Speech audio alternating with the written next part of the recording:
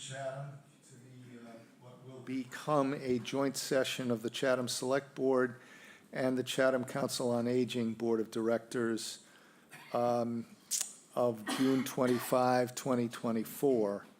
Please note this meeting is being recorded and will be available shortly hereafter for scheduled and on-demand viewing on any smartphone or tablet device.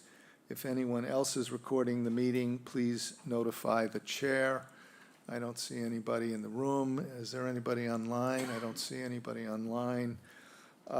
Pursuant to Governor Healy's March 29, 2023, signing of the Acts of 2023, extending certain COVID-19 measures adopted during the state of emergency, suspending certain provisions of the Open Meeting Law, General Law, Chapter 30A, Section 20, until March 31, 2025, this joint meeting of the Chatham Select Board and Chatham Council on Aging Board of Directors is being conducted in person and via remote participation.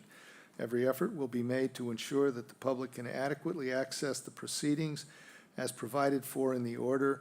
A reminder that persons who would like to listen to this meeting while in progress may do so by calling the phone number 1-508-945-4410, conference ID 203-386-491, #, or join the meeting online via Microsoft Teams through the link in the posted agenda.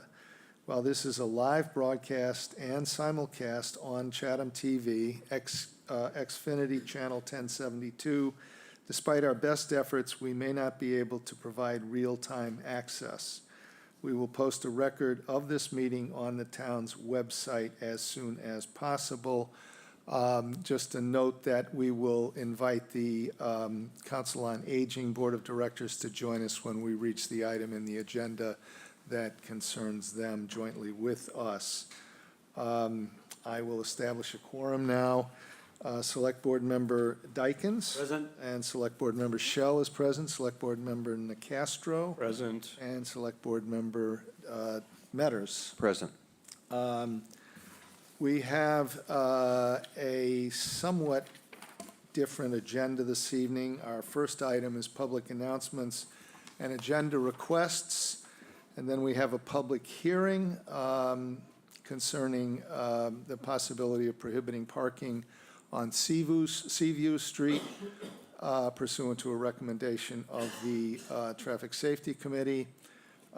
Then we have a review of the final draft feasibility study findings for the existing Center for Active Living at 193 Stony Hill Road.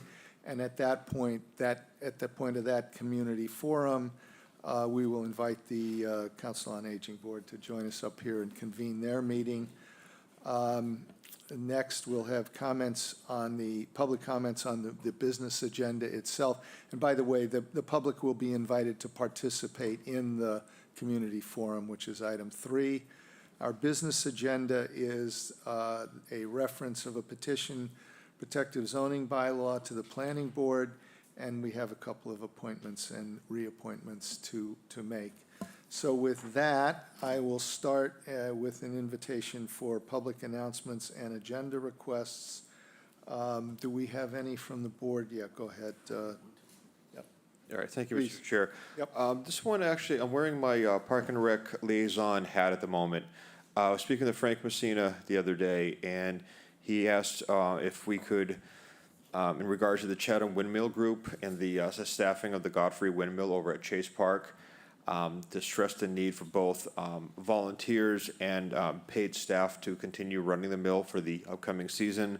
My understanding is one of the docents is not returning, leaving one paid vacancy on the staff, but we need a both balance of volunteers and a paid position in order to fully function and facilitate the operations of the facility. So that is my pitch tonight. So if anyone, if you were interested, or if you know of anyone interested, please spread the word. Thank you. Yeah, go ahead, Jeff. Thanks, Michael. Yeah, given the monstrous success of the bike and walking path on George Ryder Road and the wonderful job the town did on Queen Anne Road, I'd just like to revisit where we are with respect to our overall plan for sidewalks in town. Not immediately pressing, but I don't want to lose track of the fact that we have a plan and that we should be baking it into our capital budgets as we go forward. That Chatham is becoming very much so, and it's becomes much more salient of late, a walking, bicycling, and pedestrian town. So I'd like to continue to support that effort. Thanks.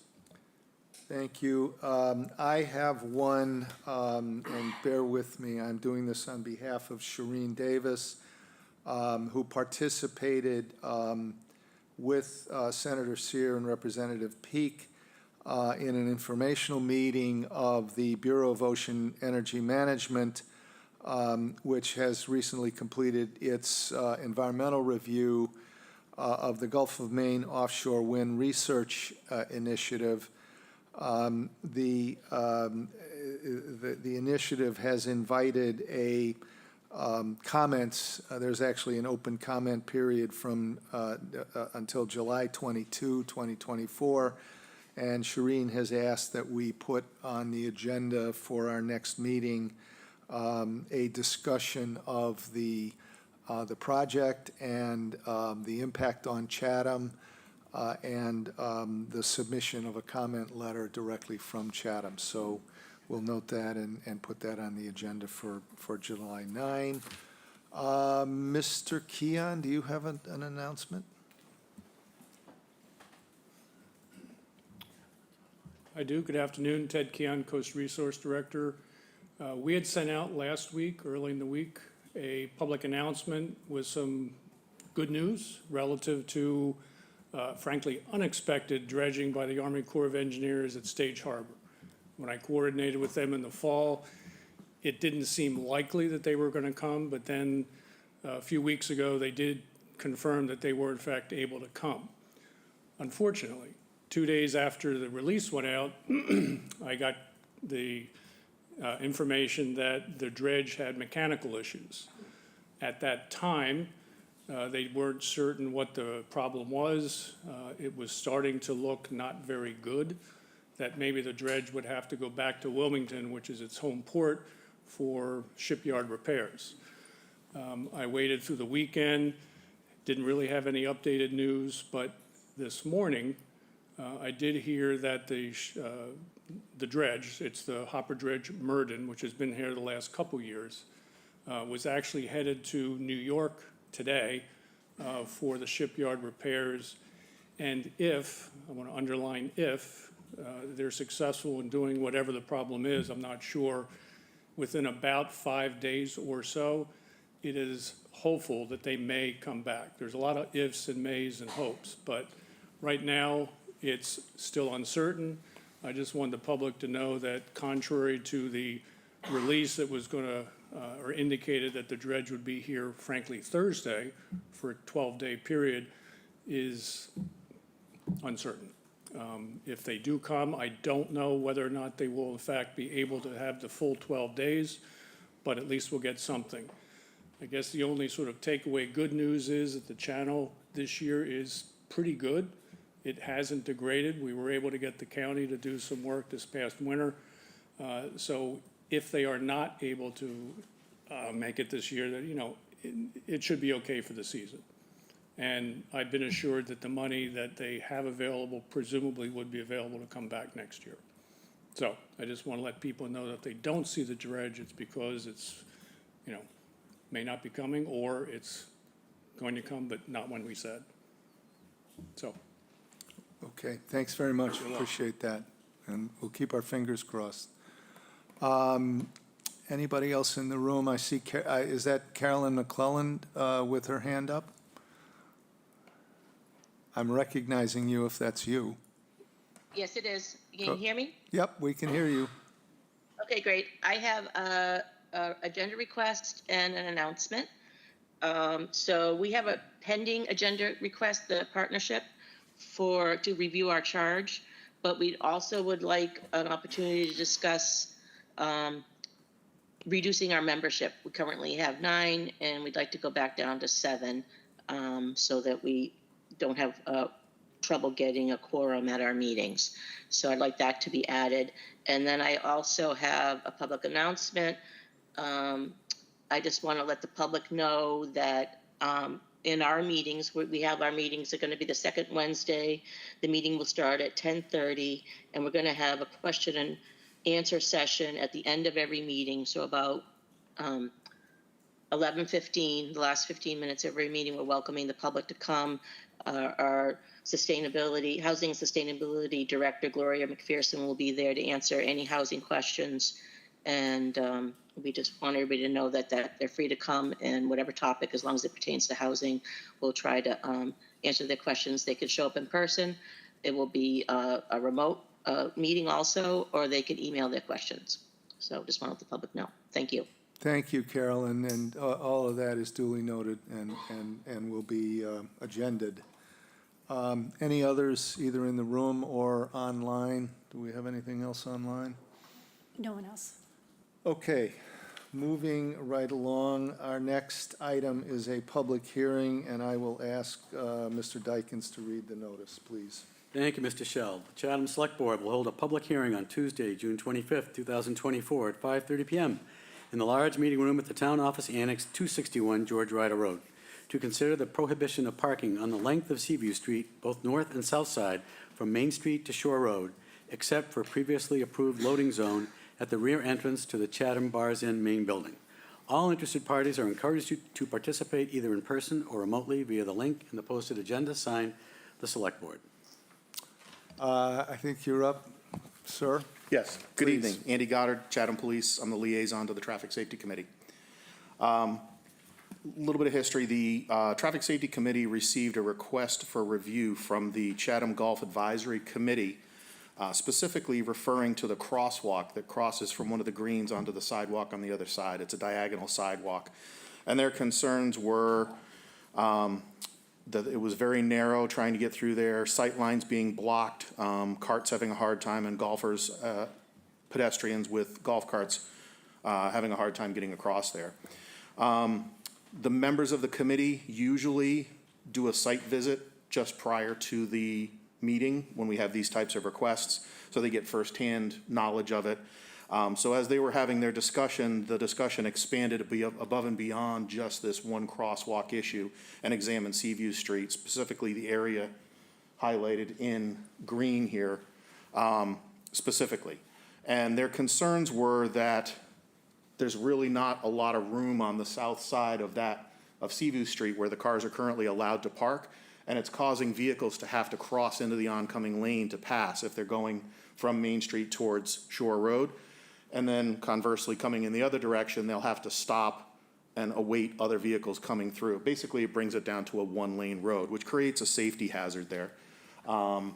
So through their discussion, their discussion resulted in a recommendation that parking be prohibited on the length of Seaview Street. So on the map here, you'll see there's a small green area there that I estimate is about 20 cars or less that are able to park there. That would be the real change.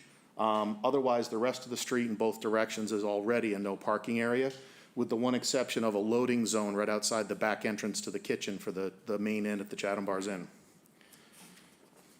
And then I've got some pictures. The picture in the upper left-hand corner, which is in your packet, that's a picture showing, because of the fence, how little room cars have to get off to the side of the road to get off the paved surface. And then if we could move that to the next ones, I've got various photos there showing the different views. The one in the upper right is that diagonal crosswalk, and you can see how the cars encroach on both sides there. It makes it very difficult. Pedestrians and golf cart people have to kind of peek out and sneak out to get a quick peek before they come out. And yeah, so there's some other, I was up there for quite a bit that day that I was taking those photos, and you can see, can we go back to the first page of this, please?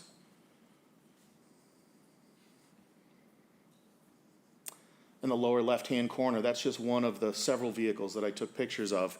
As they're coming up from Main Street headed towards Shore Road, the vehicles force the oncoming vehicles out across the yellow line and into the oncoming lane of traffic. And this is a constant all day, during the day, every day, all summer long.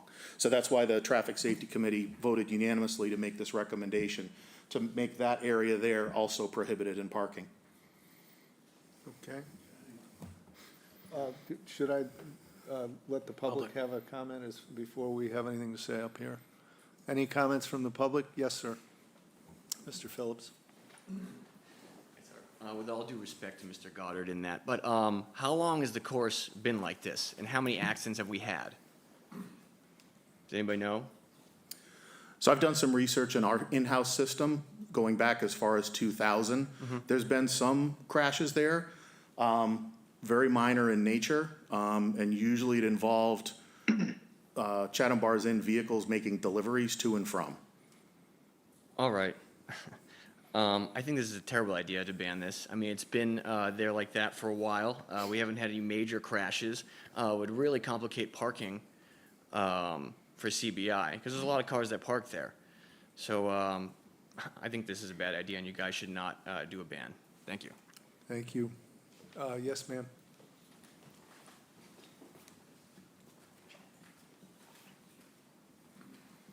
Good evening, Joan Craig. I'm the chair of the Traffic Safety Committee. On that day, the 23rd of May, many of us went down the street. We've been down it many times anyway, at different times during the day, and I went down at noon. At that time, I went down. Most of the cars were parked on the street because, as Lieutenant Goddard said, it impacts the side. There's not enough room for them to get off the street. When I went down, I turned around at Chatham Bars and came back. And when I came back, could you show the pictures, excuse me, of all the cars, the third one? Yes. So when I came back, I am just going to point out to you, could you do the next shot? Is there another one after that? I think that's it. So I was coming back towards the crosswalk, which is very difficult to see, first of all, because the cars are impacted so closely to it. Two cars were coming towards me. I had to back up and pull into a driveway, the end of a driveway, in order to get off-site so those two cars could pass me. And they both waved thank you, because there was no way that we could pass each other comfortably without somebody backing up. Now, this was in May, and I know that summertime it's going to be busy, but I also cringe on the fact that in the winter or in bad weather, it's very, very dangerous. With regards to Chatham Bars employees, they have parking elsewhere. We have been in touch with Chatham Bars, and the gentleman who oversees that has parking areas, and it's up to Chatham Bars to make sure that their employees park where they're supposed to. They're parking here when they actually are they're not using spaces that have been either rented, leased, or made possible for the employees, and this has been an ongoing issue. So I wanted to clarify that too. Thank you. Thank you very much. Any other comments? Jeff? This has been a long-standing issue on Seaview Street. I'm there every weekend. The Golf Advisory Committee is adamant that we do something about it, that the parking there is dangerous. You drive down the street, there are vehicles on your right, you literally have to go into the other lane to get by them, and you have oncoming traffic all the time. The crosswalk is an issue in and of itself. It can barely see it needs to be painted. We need to highlight the safety measures there. Crosshatches, if appropriate, if they continue, if we need them, perhaps won't if we have a ban on parking there. To some degree, when we think about we've banned Barcliff, we've banned Chatham Bars Ave, and now Seaview, we're taking parking away from it's primarily Chatham Bars Inn, folks. Let's call it what it is. And it's incumbent upon, and Joni said it well, it's incumbent upon Chatham Bars Inn, great neighbors, love them deeply, but it's incumbent upon them to find alternative parking for their employees, because it's just not tenable where it is now. The spaces that folks use are right behind the ninth hole, so cars get hit with golf balls and they scatter, and it's just too tight. It's just too tight. So I believe I'm very much in favor of banning parking there. I think, frankly, it's a no-brainer. I disagree vehemently with Mr. Phillips. I think that it's something we need to do, and we should do it quickly. Fully supported by the Golf Advisory Committee, fully supported by the Traffic Safety Committee. It's a matter of safety and common sense, frankly. Thanks. Dean? Thank Chairman Shell, may I speak? Well, I had just recognized Vice Chairman Sure. Nacastro. Absolutely. We'll let you speak next. Thank you so much. Yep. Thank you, Mr. Chairman. Lieutenant Goddard, the issue of displacement of parking spaces has come up when we've banned parking on other streets. Do you see that as an issue here? Are these mostly CBI employees that are parking there? Do we know? In my opinion, they are. All the times that I've gone down there in the last couple of months to observe, most of the vehicles that are parked there are Chatham Bars Inn employees. They park, exit, they're in full Chatham Bars Inn uniform and of whatever division they're in, and then walk over to the inn. I go in there later in the day and they're coming out and getting into those cars. So the difference between this particular area and Barcliff Ave and Chatham Bars Ave is this is not catering to the Fish Pier or catering to downtown or catering to Claflin Landing. This seems to be mostly catering to employees. And to elaborate on what Ms. Craig said, we have spoken to the Chatham Bars Inn staff, management staff there. They have secured off-site parking. They provide shuttle service to and from those off-site parking spaces. So they have made the effort to provide parking for all their employees off-site. So this area here isn't really needed by them. And I think that difference really highlights why this is a really good idea to clear this area out for safety. Have they expressed any position? I don't know if they're here tonight. Have they expressed any comment on this proposal? The manager that I talked to did not. He just went to great lengths to explain how that they've made alternate arrangements for parking. Okay. Just one last question. Jeff mentioned the crosswalk, and it's in the report that it needs to be painted. Can that crosswalk be color painted as we have downtown? Is there any prohibition in our regulations? I would have to refer that to Director Faley on that. My guess would be that it could be colored any which way we wanted it to be. I think the issue is not so much that as it is the cars that are impinging on the sight lines coming off the golf course. Right. I just think as an additional safety remedy. I fully support this proposal. I think it's the right thing to do, but others may want to speak, and I'll listen to what they have to say. Thank you, Mr. Chairman. Oh, I'm sorry, yes. Yes, sir. Online. Yes, Mr. Chairman, thank you so much for allowing me the opportunity. I think.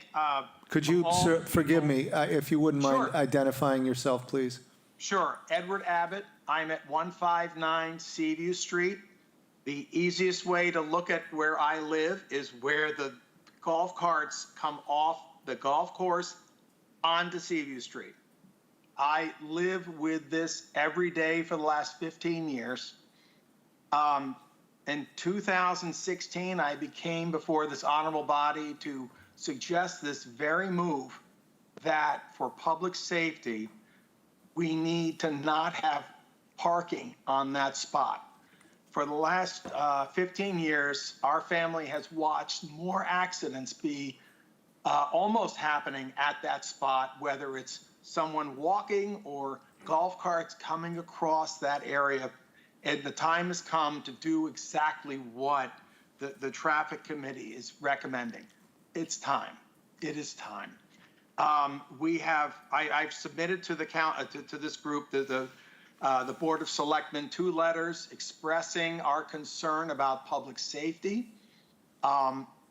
You're on notice that there are many issues between the influx of the parking to the right, going into the left lane.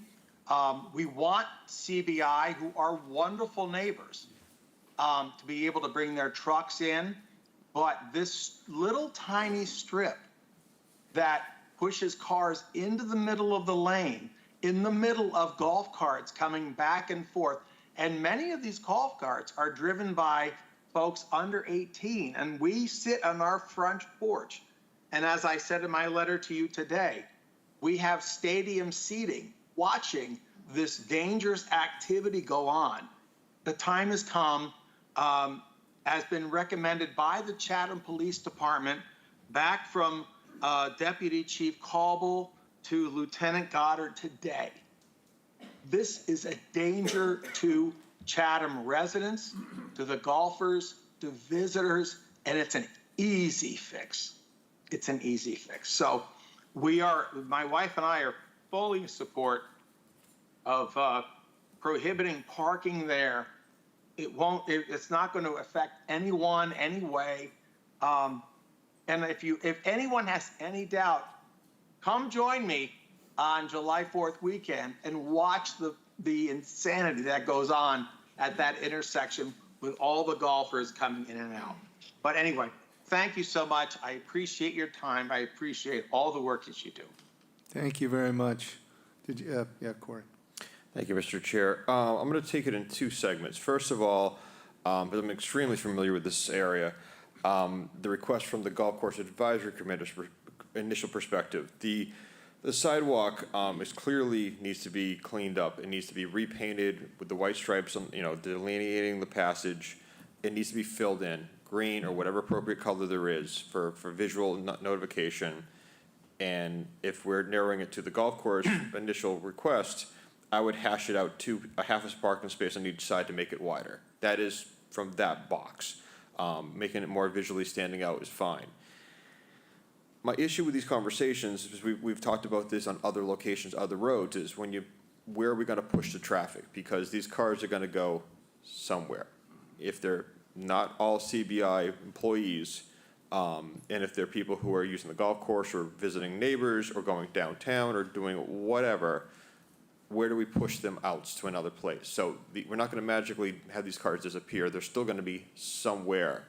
And I just have a philosophical issue with things being done piecemeal like this. It is not the greatest road to go down in the summertime. That is, anyone knows that. And you mentioned the only, I guess, incidences or vendor benders, we'll call them, are coming from, that are on record, or been mostly delivery vehicles from CBI. And so we're kind of an isolated source of concern. You don't have just normal pedestrians being reported in the data of fender benders. Is that an accurate prescription, or? So when I do a search, I search our police log for any cases that have been created on that section of the street for any motor vehicle crash that we've recorded in any level of severity. The issue is that doesn't record the near misses. That doesn't record the potential road rage issues, the potential issues of cars coming head to head to each other, unable to pass, having to back up to move around, things like that.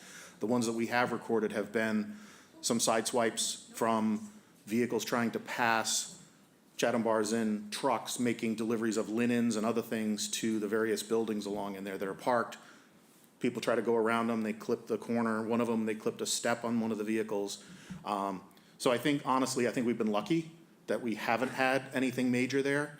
We've been fortunate in that sense. And if I could speak on your question about displacement, this is a little bit different than some of the other places that you have considered in the past, in the sense that there are other places for these vehicles to be displaced to.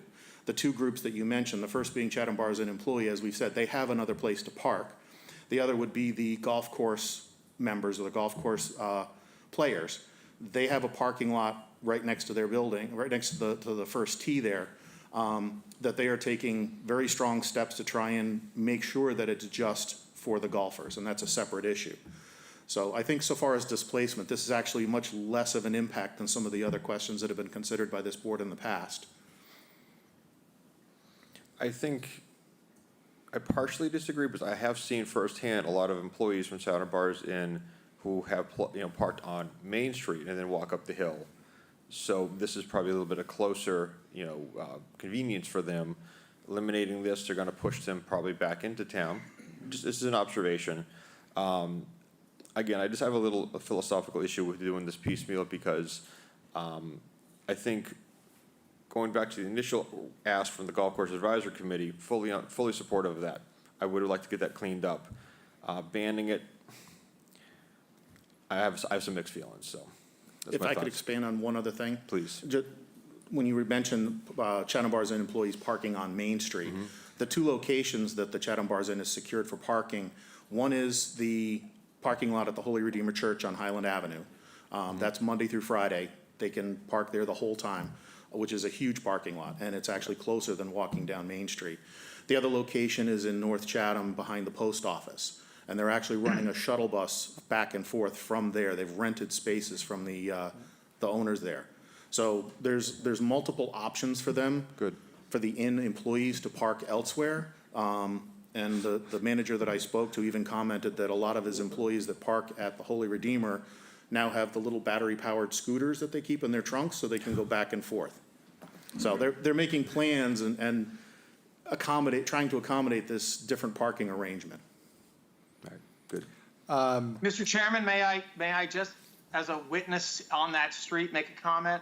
You may, but I'm gonna tell you about something I learned in law school, that, you know, when you've spoken to the judge and he's ruled or about to rule in your favor, you're supposed to sit down. Go ahead. What do you have to say? Look at me. I'm sitting down. I'm sitting down. Thank you, sir. I appreciate that. Okay. I'm about to get a motion, but I want to say two things. One, I am sympathetic to Corey's point that this is we do this with respect to every, you know, problem area, and we don't get around to addressing the big picture problem, which is parking throughout, particularly during the season that we're just beginning.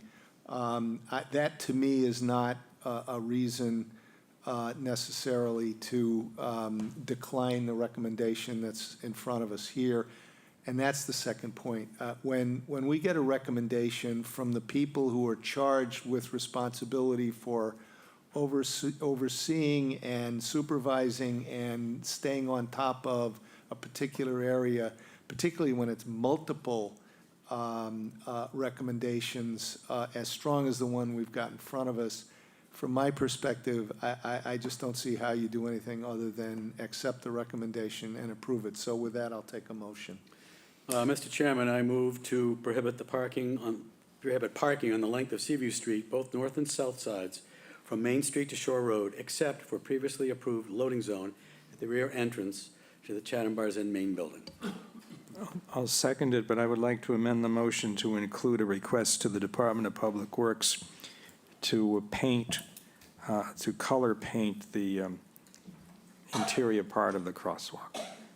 So I'll second with that, as long as you accept that. I do accept that, thank you. Okay, I think we have a motion and a second. All those in favor, Mr. Dykens? Aye. Mr. Shell says aye. Mr. Nacastro? Aye. And Mr. Metters? Respectfully, no. Okay, thank you. Mr. Chair. Yes. If I might, we will be having a report from the Traffic Safety Commission. I think the Cape Cod Commission is weighing in fairly soon, Jill, in a week or two. I think it's next week. Next week, okay. So you will see a larger, bigger picture of the traffic situation, the parking situation in Chatham. Thanks. Okay, thank you very much. Our next order of... Thank you. Thank you, Lieutenant, much appreciated. Our next order of business is our review of the final draft of feasibility study findings for the existing Center for Active Living at 193 Stony Hill Road. Could I invite the Council on Aging Board up here to convene your meeting? And while you're doing that, I'll say that I think the way we're going to have this subject introduced is Mr. Whalen and Mr. Raber, is it, will present the information and the findings of the study, and then presumably we'll have some community input and some input from the board.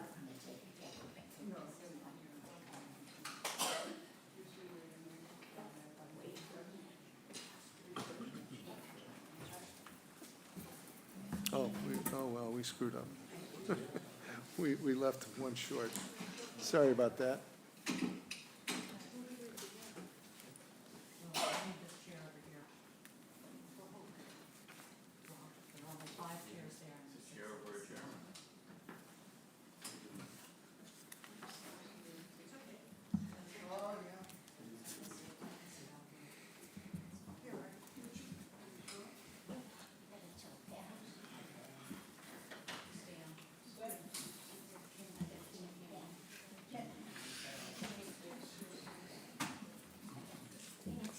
Okay.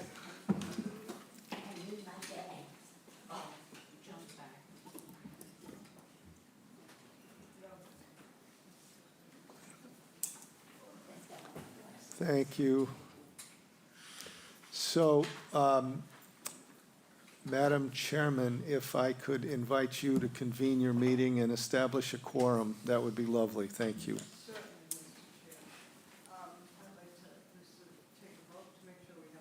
Do you have your? Yeah, you know, I'd say rookie mistake, but that'd be silly. I'd like to convene a vote to see if we have a quorum. Joan Bagnell? Here. Betty Magnuson? Here. Ann Ryan? Here. Stan Mansfield? Here. Pat Burke, chair is here. Nancy Fields? Here. Laura Everett is absent. Okay, thank you. Thank So, you. with your permission, we'll turn it over to Mr. Whalen and Mr. Raber. And I'm going to be extremely quick here. Terry Whalen, Principal Projects Operations Administrator.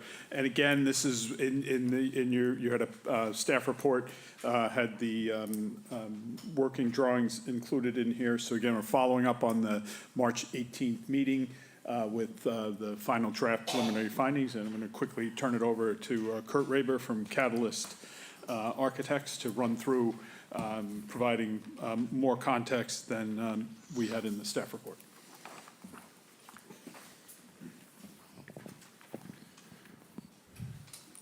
Good evening, everyone. Again, my name is Kurt Raber. I'm the partner and principal architect at Catalyst Architects in Yarmouthport.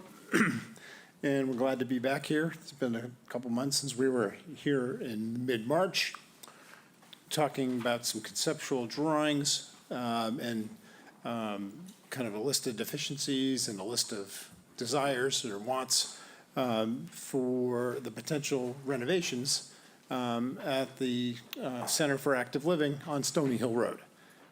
Since that time, we went a little deeper on the drawings and using documents from the archives in our at our firm, we drew the building in 3D software, and so that we could provide some visualization of potential floor plans and potential elevation changes at the building. In the budget that I prepared and worked closely with Terry on, there's actually some color coding. And in the, so your budget, title page or front page of that budget sheet starts with an orange block. That's kind of core building items that we really feel are things that need to get done to the building. But even if nothing about the, outward or inward part of the building were to change, these are just kind of maintenance items, some structural improvements, update of the elevator, ADA, accessibility kind of updates. And so that added up to a good sum, but that's in the orange block. The green block were items that we prioritized as option 1A, things that would really make the existing building work better. Option 1B, I've colored in blue, and then the budget, the blue section actually includes the green and the blue, so it's cumulative. So the blue budget includes the green items as well. The last block on the budget is the yellow block, and that is, again, cumulative. That would include the green, the blue, and the yellow work, as it's color-coded on this image and also on the floor plans that I'm going to go through now. So this is the front. Excuse me one second, please. Could I just ask, does the green include the base, the orange? Does the Yes. blue include the orange and the green? Yes, And the sorry, yellow it's cumulative includes all as you three? go, it sort of Okay, I builds. don't have to add them up. Yes. Okay, thank you. Correct. So the top right, we considered adding a dormer to make a conference room that has a sloping ceiling that really makes the room about a third smaller than it really is. So that is a dormer. The other green dormer is to increase the size of the function room on the second floor. The blue section in the center is our idea to provide a new entry vestibule, front porch, and accessible entrance at the front door rather than at the rear of the building through a sort of temporary aluminum ramp, if you will. And then the yellow is a consideration of an addition dedicated for a senior day program. I wanted to start with this as the existing building. We know that one of the biggest issues with the lower level and using that going forward for either CFAL activities or a senior day program, if it were to inhabit this space, would be to do some structural upgrades to remove existing columns in the basement. Again, this is all shaded in the orange because there's HVAC improvements and accessibility improvements and just general maintenance that would occur through all the square footage of the existing building. Existing first floor, again, large column in the center of the main activity room that would be removed. This does show the existing handicap ramp at the top right of the image. That's the sort of temporary aluminum ramp that's in the back. This is the second floor, just showing the configuration of the existing plan. But I would note that this health office, or no, I think it's the library office, and this conference room is compromised again by a sloped ceiling. And that's shown by this crosshatched area here, which is actually the roof. And it happens again in this, which was once labeled the computer room, but it's the second floor sort of activity room. Moving to a proposed plan, again, the green is items that are in the 1A budget. Renovating this lower level so that it could be used for the CFAL activities a couple days a week, and also potentially, if option 2 were not elected, the senior day program could be fit up in this space. The yellow portion of the left is the proposed addition that takes the existing deck that's to the right, to the left of the existing kitchen, and this is a long, steeply sloped parking lot on this side of the building. And this plan considers a fairly good size addition in that area. The first floor, again, the multi-purpose room out in front of the kitchen would be renovated. A new steel beam would be put across the ceiling so that we could remove the column that would also support the floor up above, and remove the column on the second floor. We've taken the back area, which was an entrance and a ramp and 2 offices in this area, and made a larger welcome lobby. And then we proposed to reconfigure the admin area. The 2 offices that were here would come inside the admin block, and then there'd be a new reception desk here where everybody, all visitors to the building, would come through the new front porch, through a vestibule, enter the lobby, check in, and then could use the entire facility. The yellow, again, is the same footprint as the foundation on the lower level. This, however, is dedicated, this whole wing on this side is dedicated to be a new senior day program. It's sort of separate entrance, separate bathrooms, office, respite space, and potentially there's enough yard left on the left side to actually create some outdoor space, which we'll show you in the site plan in a moment.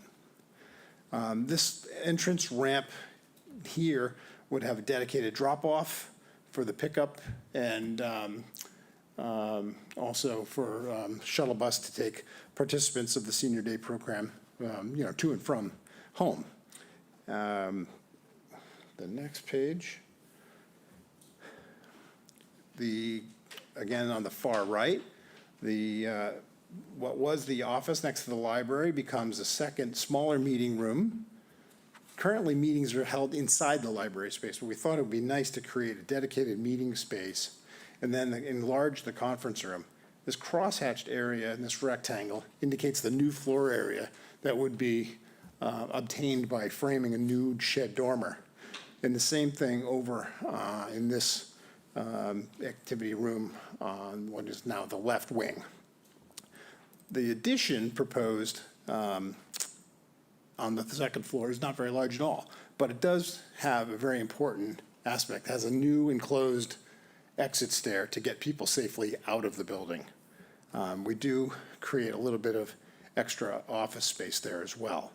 Or potentially this wall could go away and these two offices could become one new larger meeting room or activity space. There is plumbing, so that could be an arts and crafts room. There's a lot of potential things that could become. And then this is unfinished attic space, which would probably have mechanical systems for the dedicated for the new addition. We wanted to show sort of the building elevations and color code those as well, to show people sort of what the different budgets, how they affect the shape and the phasing of this work if necessary. Again, the whole building gets upgrades, including structural improvements, HVAC improvements, accessibility improvements. Budget 1A adds the green areas. The budget 1A plus 1B is the blue area. And then the final budget in the yellow block includes sort of green, blue, and yellow space. And this is the top of the page is the view of what would the new rear elevation would look like. And this would be the elevation on the left side, or the west side, or south.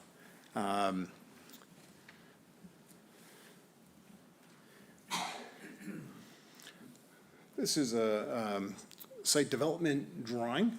The sort of orange shaded section is the existing building. The blue, it shows that sort of new front entrance and front portico. The yellow, of course, is the Senior Day Program addition. And then we propose to, as we did many years ago, we once proposed with Coastal Engineering a plan that reconfigured the parking lot to the right side. And you can see the property line sort of goes diagonally through that existing parking lot. And some of the spaces in there are actually deeded or belong to the condominium development behind. But we think we can sort of renovate this parking lot area by creating a dedicated driveway on the right side that is the access to the condo association in the rear. And then a new improved parking area in here with a couple of tree islands and a one-way traffic flow. And then a one-way traffic flow in front of the building, which adds two accessible parking lots, spaces immediately adjacent to a ramp to the front porch, a little terrace in the front, which is sort of an activity area or just a kind of communal space to greet people. And then as the driveway comes down to the south, it widens so that there's plenty of space along this sidewalk for shuttle buses to pick up and drop off participants of the Senior Day Program. And then, as I mentioned before, this far side of the site where there's currently a steep parking lot, we'd like to terrace this area and create a Senior Day Program garden, which could be accessed directly from the day room. And then this would be a landscaped slope down to another terrace that would be outside of the lower level. And on that, we can also create a little garden space next to this parking lot. The current site plan that we have only shows 22 parking spaces at the Stony Hill location. This plan considers 42. So more than, it almost doubles.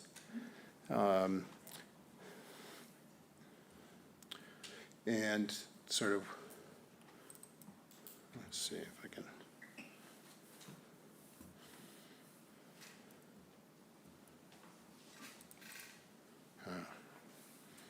Not my machine. Anyway, let me figure out how to zoom. How do I, yeah.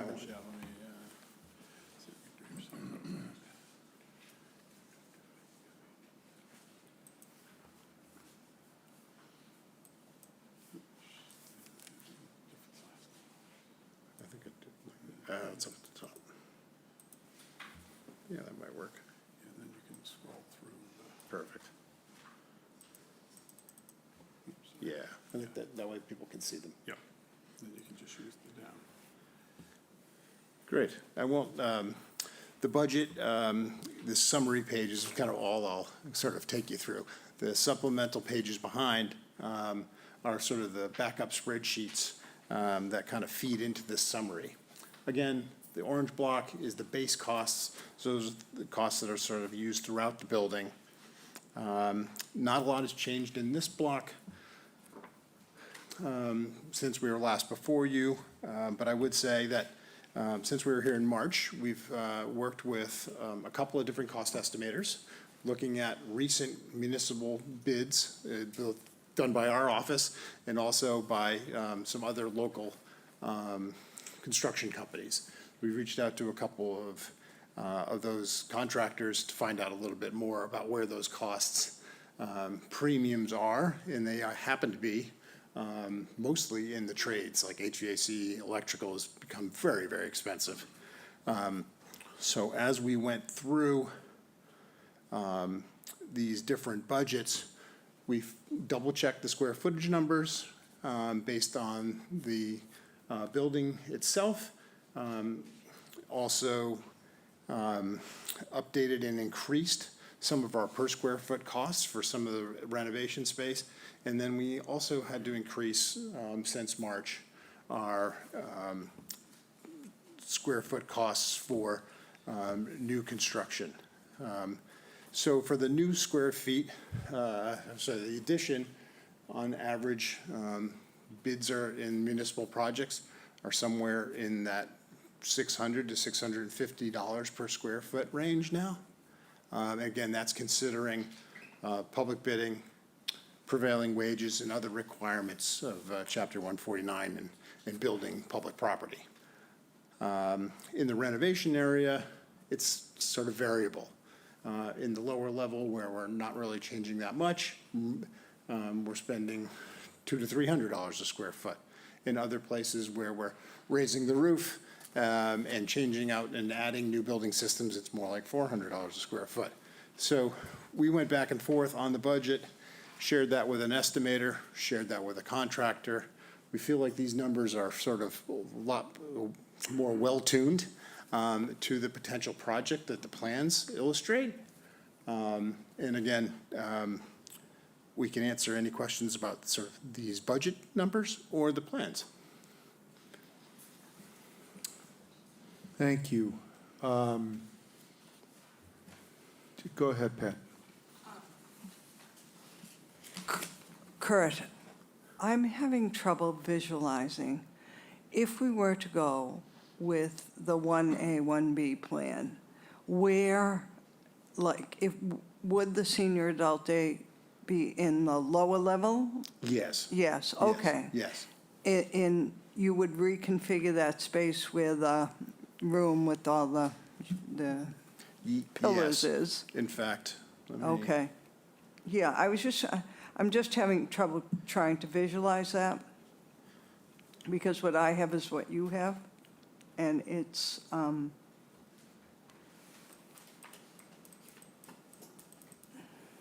And this was the plan that we showed back in Okay. March. And we were taking out the columns. So Yep. these two green rooms become sort of day rooms. Okay. Or activities. And it was Okay. my understanding that the senior day program would only occupy this level a couple days a week. right, But then the other days when there's sort of no other activities, these rooms could be used for other functions. So the current budget includes the structural modifications to remove some columns, building kitchenette and bathrooms, and enclosing this stairwell so that it Right. becomes a sort of code compliant egress Yep. from the building. And it also considered sort of creating a welcome space and a covered walkway to the left parking lot. So this is the kind of plan if the addition doesn't happen. right. Yeah. So my other question would be, were we to go this route, the green space that you've so nicely put in the other, Yep. would we be able to do something similar here? Yes. Because we would have more Yeah. space? Right, and so the budget is sort of set up to be kind of cumulative. Okay. We're suggesting that you kind of need to do the orange block.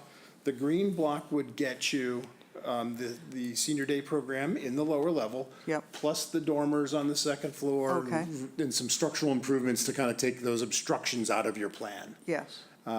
Blue plans are sort of reorganizing the admin office area, adding that new entrance vestibule and porch in the front. So that'd be sort of the green and the blue. The yellow is sort of the much larger scheme where Yes. you're adding on to the building. My other question is, when you were here in March, we had a conversation regarding storage. And when I was looking at the plans, which were, the plans I have were the ones with the addition, I didn't see places where we would have increased storage for the much moving that our lovely Anna does every time we Yeah. have an event. So I've gone back to those new addition plans. Okay. And the addition does have a new space here in between the sort of current lower level Okay. and the proposed lower level multipurpose room. There is a mechanical equipment and potential storage here.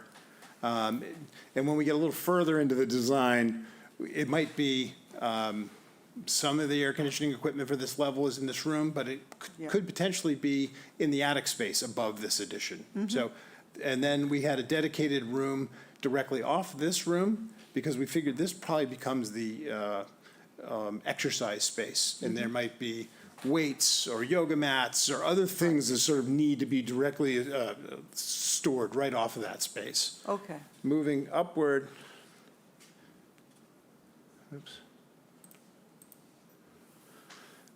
Right over that, right in between the stair and the kitchen, we proposed another storage room here. We've labeled it kitchen storage or kitchen expansion, so that this kind of becomes the area where Meals on Wheels and other things are immediately accessible to the kitchen space. And the Meals on Wheels function sort of happened through this hallway out this to the loading area, rather than through the front vestibule. Go ahead. So most of the storage that you're mentioning here is within the added senior day site that you would have. My question is, if we didn't have that site, do we have any additional storage in the current building as it is? There is some room to add some closets and potentially, in the green, or in the blue zone, we could create some storage space out of one of Okay. these offices, depending on sort of what it was that we were trying to store there. Okay. There is in the lower level currently a sort of health and wellness, lending room. Yes. So that is still would still be downstairs. Okay. Yeah. That would remain. Thank you. I think that's it for now. Thank you. Okay, anybody else from the COA before yeah, Nancy, go ahead.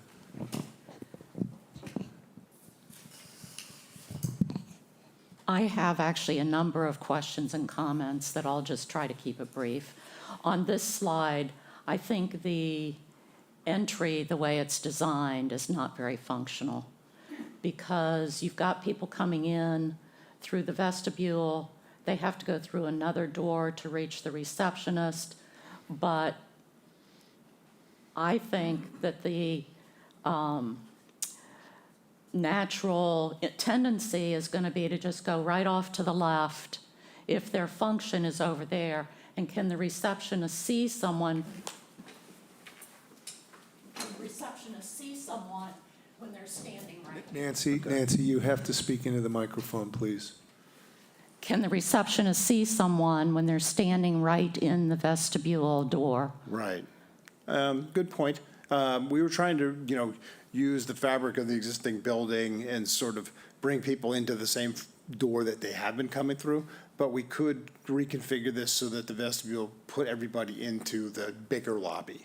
I just think it's important that the receptionists see people who are coming in the Right. door, regardless of which way they're going to go once they get inside. Understood. Okay. Good idea. Another thing is on the page with the numbers, I could very well be doing something wrong, but the numbers don't seem to be adding up when I add the 1,055,200 and the 2,369,700 or 369,100. I don't get 3 million, and I can't see that number. I don't get the number in the blue. 3,685,000. So I just want to be sure that I'm understanding, and I know you said this will now be the third time, that I should be able to take pink plus green equals blue, right? Yes. Or, well, my colors are kind of Yeah. off from, So, right, the top three blocks. okay. It's Cumulative. 1 plus 2 equals 3. One, This being 1, this being 1, this being 2, and this being 3. So 1 plus 2 equals 3, right? no. Oh, okay. Yeah, so the top square is one cost, that's another, and that's another, but it's kind of cumulative and adds. So the third block actually has new work in it that is not included above. Okay, and that's another one of my comments, that it's really hard to tell what's included in each of the cost things. I mean, I saw your detailed pages, but it didn't tell us what was actually happening in those pages. Okay. In those segments. So that would be helpful to know what's included in each phase, or whatever you want to call this. Right, and I thought about having 3 floor plans for each color, but it would just make this document too Yeah, long, so we kind of yeah. compressed it, yeah. And another thing is, in Terry's memo, he mentions displacement costs during construction, and I didn't see where that was included anywhere. Is it included in these numbers, or is that another separate? It's not Set of included numbers. yet as a separate line item, but the construction numbers have a contingency and an escalation, and then there's another 10% contingency on top of that. So it's our thought that depending on sort of which project is considered, would depend on how long the the Center for Active Living would need to be sort of transplanted to someplace else and then move back. Our thought is that if it were just the kind of the green and blue renovation areas, that the construction project might be only 6 months. But sort of there's a move out month and a move back in month, so the displacement is about 8 months. If we were doing sort of green and blue and yellow, it's probably more like 10 to 12 months. Okay, well, in my opinion, just my opinion, we can forget adding the addition. I really think we should be focusing on the footprint of the current building, because frankly, $7.5 million, I think, is untenable in Chatham at this point. Again, just my opinion. But I think we're spending too much time talking about this addition and what it gets us, because I don't think we can get it. Dean? Thank you. Thank you, Mr. Chairman. There's several things I wanted to say. Let me ask a question or two with respect to the parking and the driveway you were talking about. Would we need the consent of the condo association to add those additional parking spaces and to make that driveway change? I believe that this driveway on the right is already the condo association's property. Okay. So the parking changes that are in this gray area here are all on the town's parcel. Okay. I don't know what agreements are in place already. There is some, I think, cross-access, maybe easements. I'm not sure I could. Yeah, I think the big point is here, with Kurt's, so we would need to do a little more exploration on that, but the number that he cited is keeping all within the town property bounds.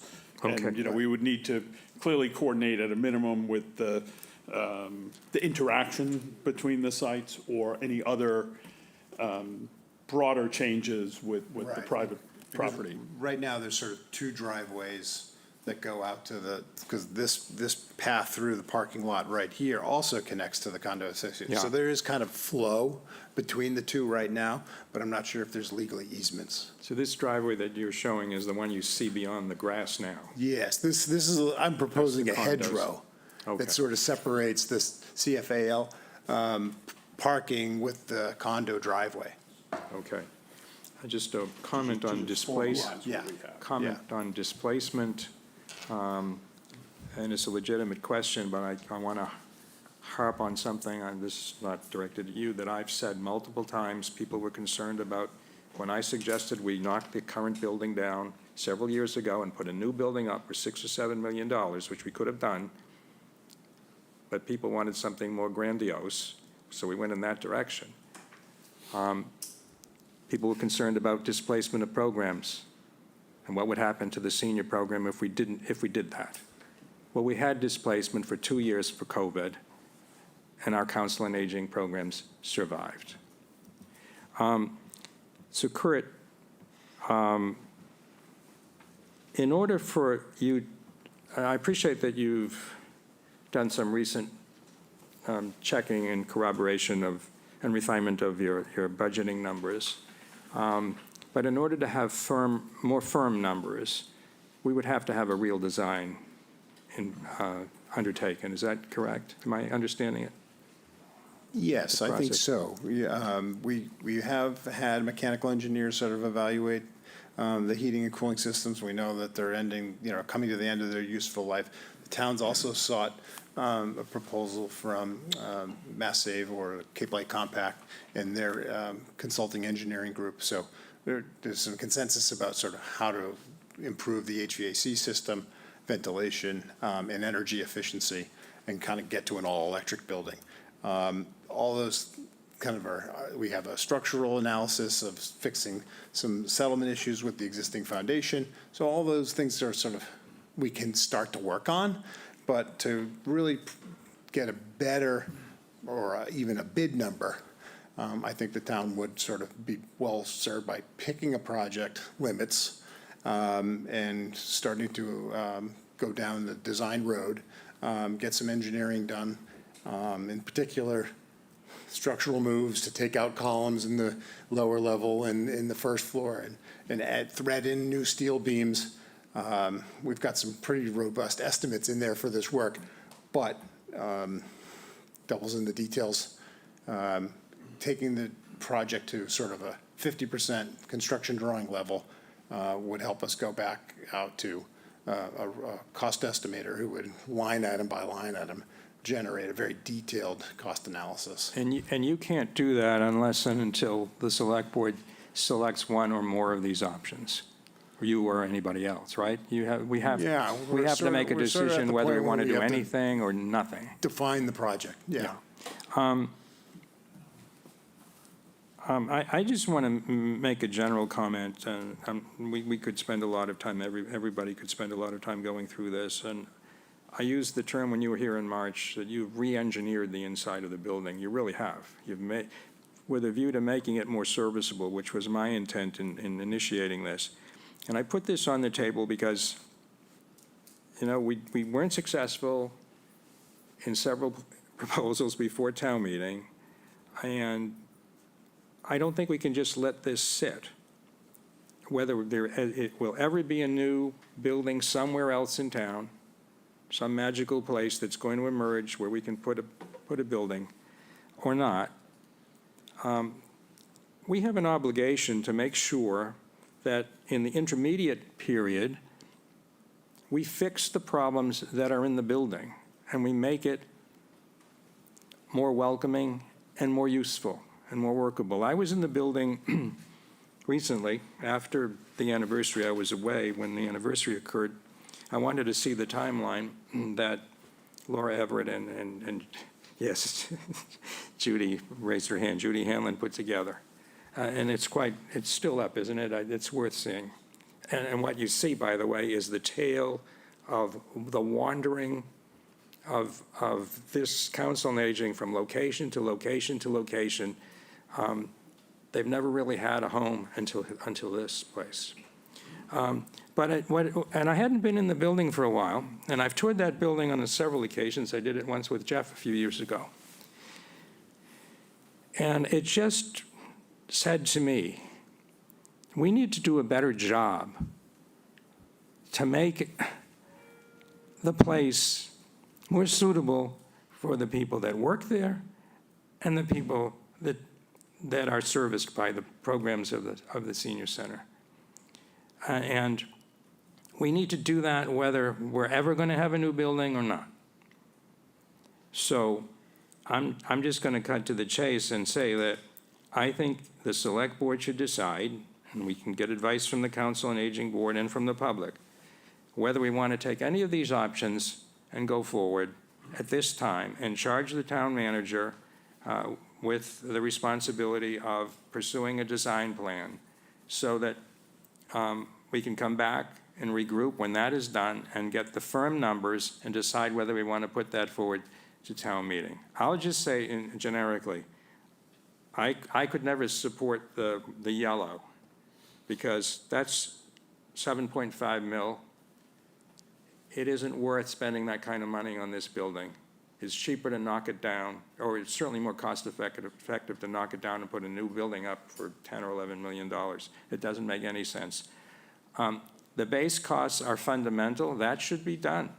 That should be done tomorrow. We should have a new elevator.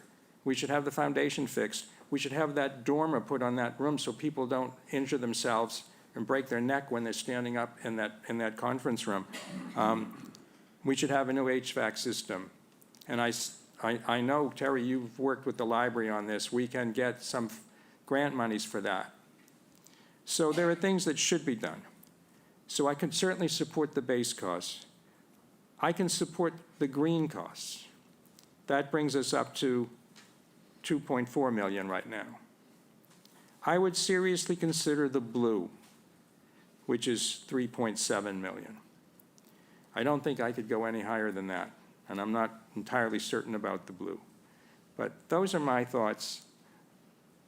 I'm sorry to be so direct, but I've been at this for 9 years, and I'm tired of it.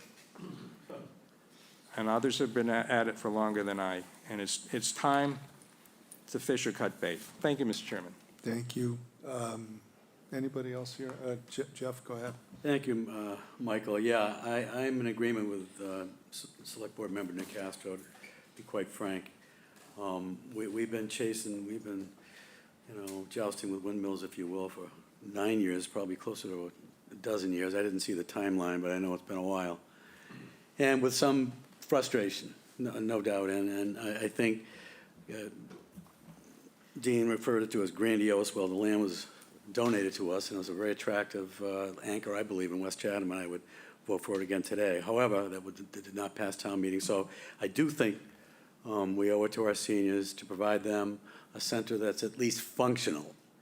The last time I was in there, you do hit your head in that conference room on the third floor. Without dormer's a no-brainer. Dormer in the other area is a no-brainer. And I would support through blue as well. I think it makes a lot of sense. I think it brings a lot, and I don't know about the vestibule configuration, et cetera. I'm not an architect, but I strongly am affected by the opinion of the CFAL board and the members themselves that are going to use this building. What do they actually think? Can they pull off senior daycare in the space that is now created without columns in the areas that he's described?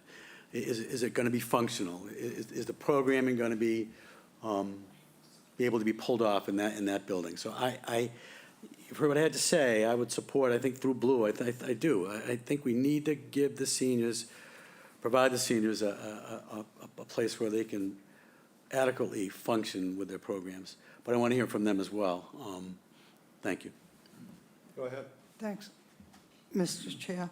Thank you, Jeff, and Dean. I've been going into that building for about 6 years now, doing many things, and I agree 100% that $7.5 million would never pass in the town of Chatham. I was in favor of the last building, which was, I don't know, 10 million in change, but I believe that looking at 1, 2, and 3, and I think other members of the board who I have spoken to, and we've not met as a board on this, just to be clear, would be in agreement that spending the 3 million would at least get us something functional, would get us the ability to put the senior adult day program in the lower level so that people could come in and use the room, and we would still have more space on the first and second level. It would also give us the opportunity to take many of the programs that we're now taking and putting over at the community center, because Anna has done such a wonderful job with that. It would give us the opportunity to put those back where people come. And I think if you go to our building, you will take real note of any of the programs that are put on are heavily attended. Any of the lunches that we put on, all of these programs are heavily attended, much more so than, I will say, than when I first started spending some time down there. We have a much bigger volunteer program of people who will come in and will help. And I think we've done everything that we can do. I mean, we've, weeded and cut the hedges and done the work that we had to do, not just me, Laura Everett, who is not here. I'm going to give her credit. But we have done all we can do. There's nothing more. Leah can't paint anything else. We've painted everything. It looks nice, it's bright, it's white. But when we have to move things around in that dining room, it's a monumental task for Anna, monumental, to fold up the tables and push them and pull them and try to take them downstairs in the elevator, which is a whole nother story. But I do think that the members of our board would support the 3 million and I think it would send a message to the people in the community that we did listen to them, that we do understand. You want us to have something, and you want us to fix up the buildings that we have. So that would be my lengthy statement. Thank you, Mr. Chair. Thank you. Go ahead, Corey. I'll just add my 2 cents worth in. I mean, this has been a very long conversation. Multiple sites, multiple town meetings, multiple opinions, articles, newspapers, letters to editors, et cetera, et cetera, et cetera. I guess in a perfect world, I wish we could do a little bit more, but I think the voters have very clearly stated their position on what their appetite is and what their appetite is not. It's not my first choice of taking this direction, but I would be willing to be supportive of this right through the blue. I think if we're going to do it, we got to go beyond just the base of it. That's just not going to cut it, frankly. We got to go a little bit better, a little bit more expansion, kind of think a little bit for the future. So, yellow is nice and shiny, and it would be wonderful to have it, but the reality is I do not believe the voter support is out there. So to put that forward, I think would be almost a waste of our time and energy, and I think we need to kind of come to a point where we can get this thing moving along, because it's an overdue project. So basically, I'll just cut to the chase. I'll put my support through the blue, and let's see how things navigate from there. So I'm at I may make. Dean said he was going to be direct. I think I'll make him sound indirect. Number one, we have to do something. I felt all along that the most important thing was that we address an inadequate facility for our town. And that includes the seniors, but we just need a more adequate, a more capable, a more flexible facility for the CFAL. I still believe that. I'm sorry that we're looking at the options that we're looking at. I would say, Dean, when you're saying about we could have had a deal for $6 million, I mean, if you go back in time, you could have had a 10,000 square or 11,000 square foot building on a new site for $6.6 million. But, you know, woulda, coulda, shoulda is not, unfortunately, going to help us at this point. I will definitely be supportive of the so-called blue option. But I want to say a couple of things about this. I am a real skeptic, and I think we need to recognize, or at least I'm recognizing, that, and by the way, rounding 3.7 down to 3 doesn't help. I am a real skeptic. I think that option is ultimately going to look like a lot more money than what we're talking about here. I'm not an expert. I'm not in any way questioning the effort that you've made here, Mr. Raber. I really appreciate that. You've given us something that's a good discussion item.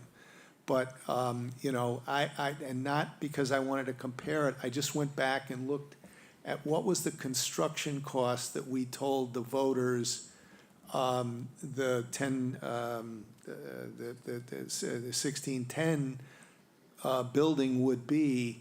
Construction only, not all the stuff down below the line. It was $775 a square foot, and that was almost 2 years ago.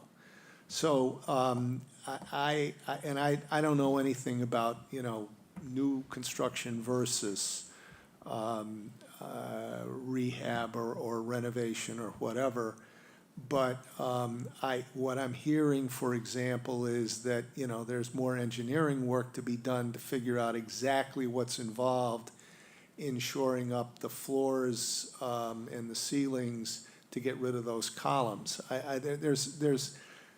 We have an estimate here, which is that and nothing more. So on the one hand, I want to say I'm strongly supportive of the so-called blue option. I think anything less is a real disservice, and we are spending bad money, or good money after bad, if we do anything less than the blue. But I do think that we need to be to recognize that we're looking probably at something that's more than the 3.7 that's in this thing, with all due respect to the effort that has been put into this to date. Thank you. Mr. Chairman, can I ask? Yes, please.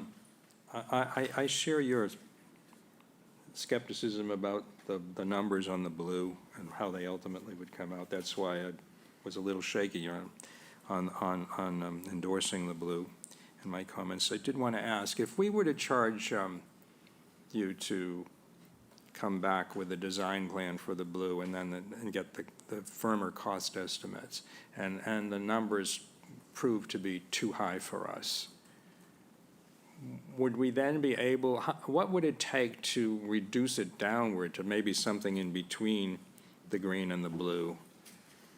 Would that require much more design work? No, I think, if I could go back up a couple of pages. You know, the part of the blue was the addition out front. You know, that's something that could be omitted. It could even be bid as an alternate, right? Mm-hmm. So that it could be sort of, if it comes in at the right number, we do it. But also, there was, you know, a fair amount of work in just reorganizing the office space on this first floor right wing. Some of that work could be deferred. Okay. My concern is I didn't want us to say, go ahead with the blue, come back, it's too expensive, and then we don't do anything. That's what concerns me. I do want to say, for the record, I did use the word grandiose. I'm going to stand by that. But I endorsed that grandiose proposal, whether it was Middle Road or 1610 Main Street. Even when we were going to buy 1610 Main Street for $1 million, I supported that. So I just really want that on the record. Because I agree with what Mr. Shell is saying. This is, and others, this is not ideal. This is trying to make the best of what we have before us. I just really wanted to make those comments. I'll leave that. Thank you, Mr. Chairman. Yeah, and I mentioned blue in the vestibule in particular because of Nancy Field's comments about how it's configured and what, maybe it can be sized down and be more direct. And I'm not an architect, but I appreciated what you had to say, Nancy.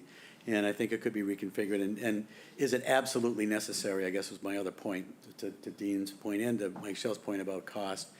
I think Mr. Shell makes an excellent point about cost.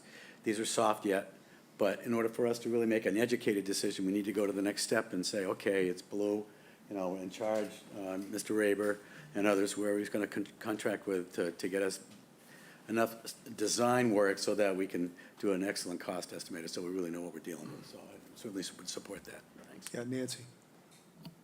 What would help me in this whole process would be, in words, what's included in each one of these, so that I feel like I'd like to pick and choose. These things are the things that I want to see included. I mean, you have kind of done, I'm going to say arbitrary, and that's not the right word, but you've picked the things that you have put in each one of these categories. Right.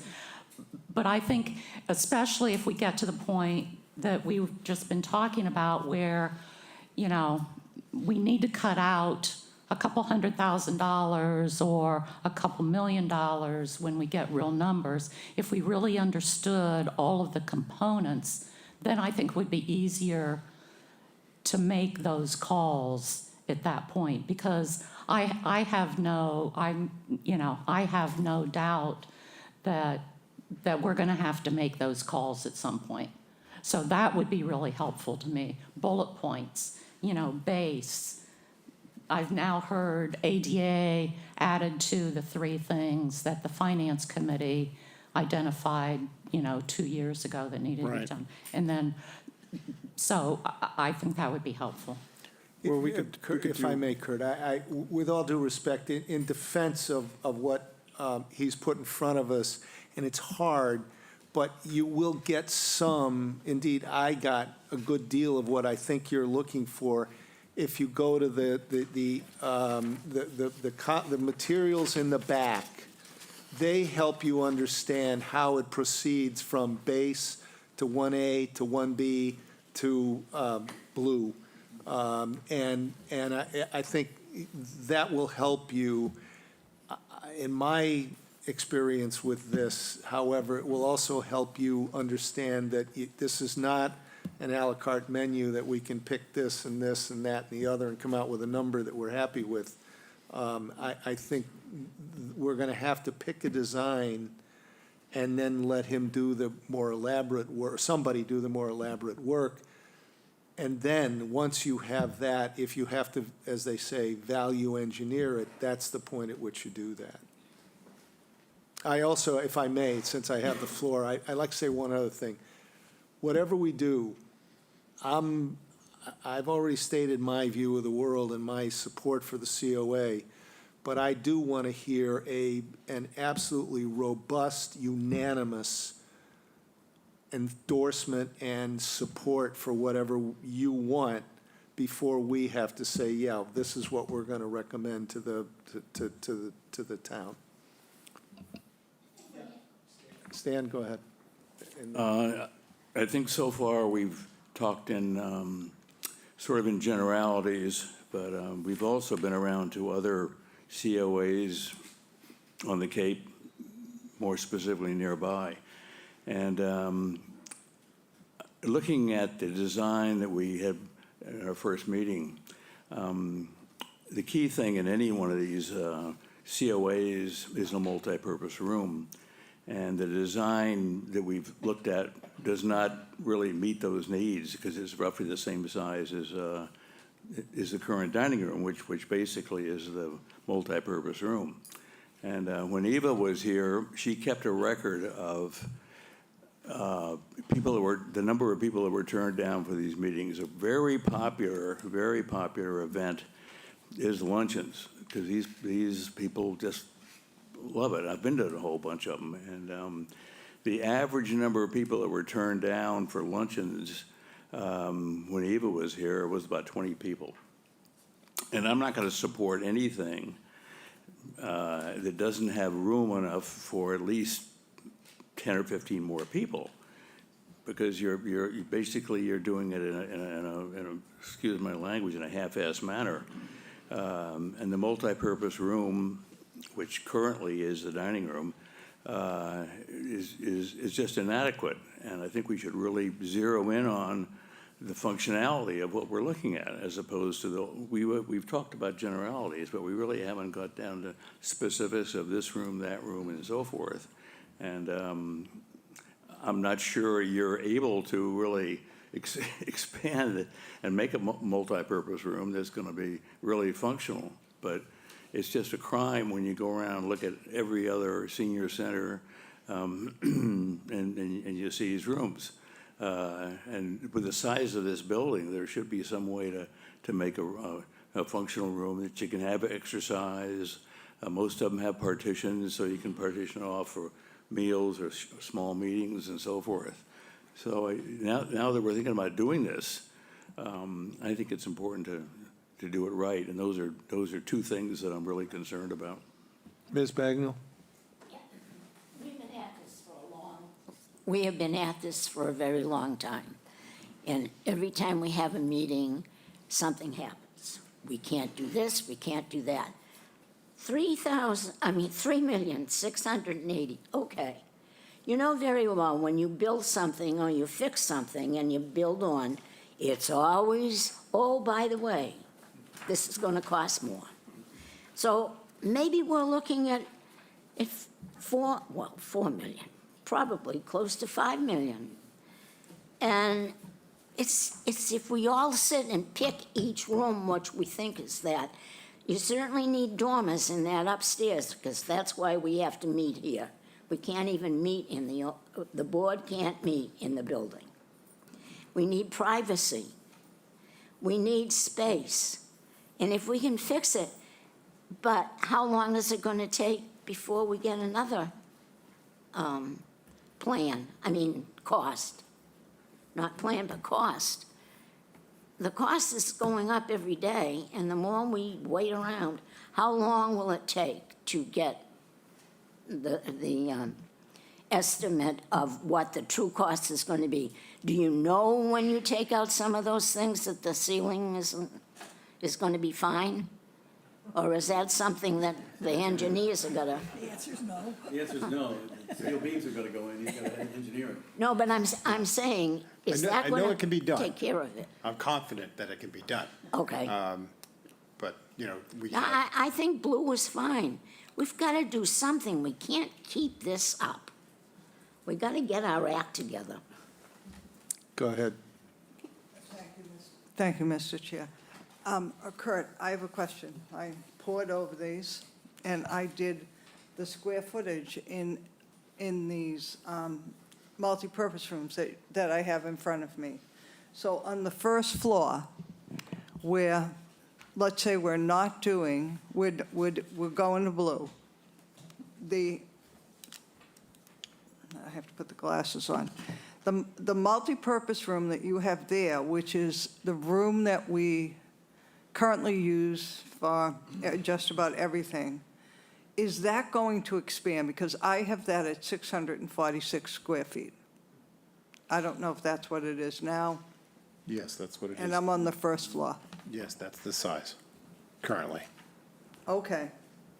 And then I look at the second floor plan, and I see that the computer room that we utilize now is 641 square feet as well. Is that 641 square feet with the dormer pushed out? Yes, because we've measured that floor area kind of at the carpet level. Yeah. Not at the headroom level, but the full amount of that space would be, 641. right. Okay, and then I looked in the lower level, and I looked at a multipurpose room that's there, that is the existing one, that doesn't have square footage on it. But if in fact we were to do the up to blue, Yeah. we would have that room, but then we would also have the open space, the space coming into the building that we would be able to utilize for our senior day program. Is that correct? Correct. Yeah. So we would essentially, Stan, be able to use the computer room for 641 square feet, the multipurpose room we have downstairs, as well as using the smaller multipurpose room that's in the basement, which I'm sure is not 641 square feet. So it would give us more. Yeah, but you can't have a luncheon in 3 separate rooms on 2 of the different floors. No, but I'm trying to look more globally. And, you know. Can't do it. I mean, having more, the luncheons, I agree with you. I mean, if the room on the first floor becomes bigger and we can put more people in there, we will get more people. I mean, I was there for the Flag Day luncheon, and I'm telling you, we had about, Anna, how many, 40 people? Yes, it was quite I never thought that much of Flag Day until that day. So I understand what Stan is saying, but I still would be very supportive of going to the 3 million, because the 3 million plus, let me correct myself, and I do agree 100%, as I'm currently having work done to my own house, and the price keeps going up. Thank you. So at this point, the staff memo offered us 4 options. And I guess I'm going to ask the board, the select board, with help from the COA board, if there's any appetite here tonight to give any direction to staff in terms of retention of further work, which I take it is necessary, yeah. Mr. Chair, this is a public community forum, if you want to receive public input. Sure. But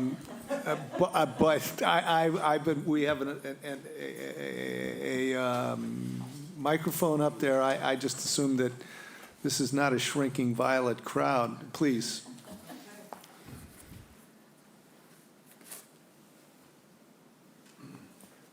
Thank you, Mr. Chair. My name's Terry Bassett, and I was home and saw this on TV. I don't know if I missed this part or not. I'm a younger senior. I use the COA for all kinds of things. I'm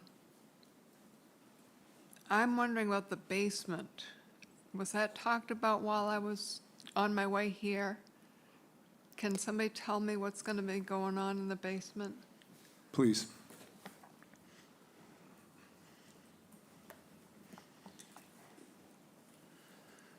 So this plan shows the existing lower level, and there's a parking lot that comes down the left side of the building over here. Sort of the front door is right in the middle here.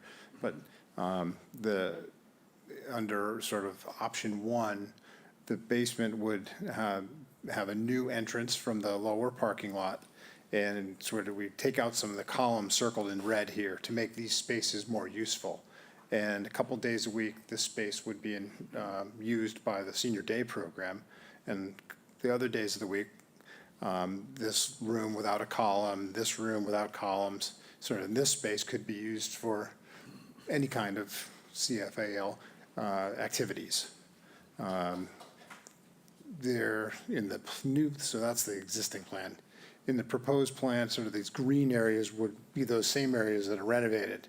The budget considers adding 2 accessible restrooms and a small kitchenette so that lunches can be served in the senior day program, perhaps in this wing of the building. And then other activities could happen in sort of this space. this is one thing that I would like to see. I know you're not thinking about this is going to go here and this is going to go there, but I'd like to see an art room so that we can have tables or something permanently set up for art and crafts and things like that. I think seniors all want to do things like that. We all want to paint and make baskets and weave and knit and sew and whatever.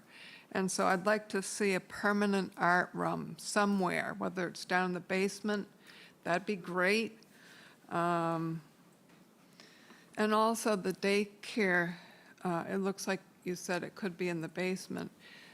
And there was another, like an add-on on the side of the first floor that was maybe for a daycare. And if we don't do that, maybe we could make it expandable so that that piece can be added on if we want to do that at a different town meeting, to make it so that we have the option of adding on. Lastly, we used to have a space for equipment like walkers or canes or whatever, and they would be able to come in, and somebody would be able to come in and pick up a piece of equipment, and when they're done with it, bring it back, and have this right now, I go to Harwich and Yarmouth to get equipment. So it'd be nice if some part of this, maybe in the basement again, pardon. We have equipment in our basement. Oh, you do? Lower level, I'm not supposed to call it a basement. We have equipment in the low level. We have walkers, we have canes, we have wheelchairs, we have shower chairs. So really, come in. You have it now? Yeah, we do, we have lots of it. Great. Okay, thank you, and that's all I have to say, but thank you all for listening. Thank you. Go ahead.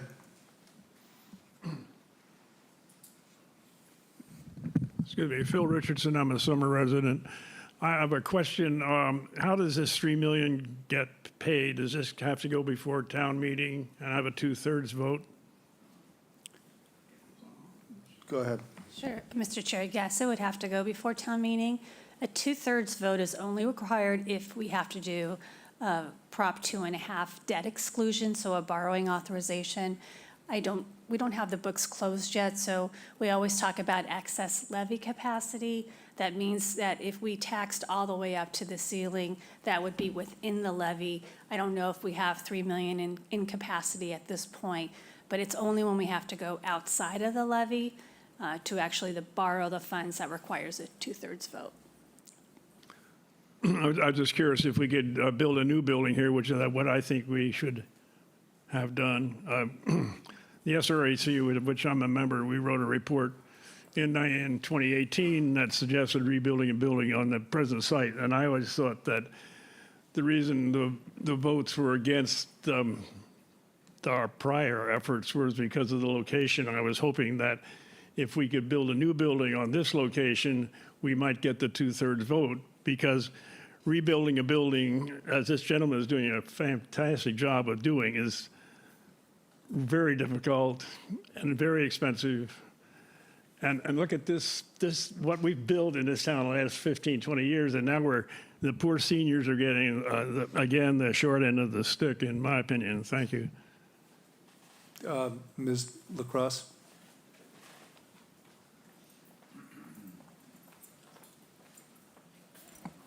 Thank you, Mr. Chair. I just want to say, as the Director of Community Services, Kurt's design, I was so fortunate that he took a long time to meet with me and the staff to look at how we use every single room.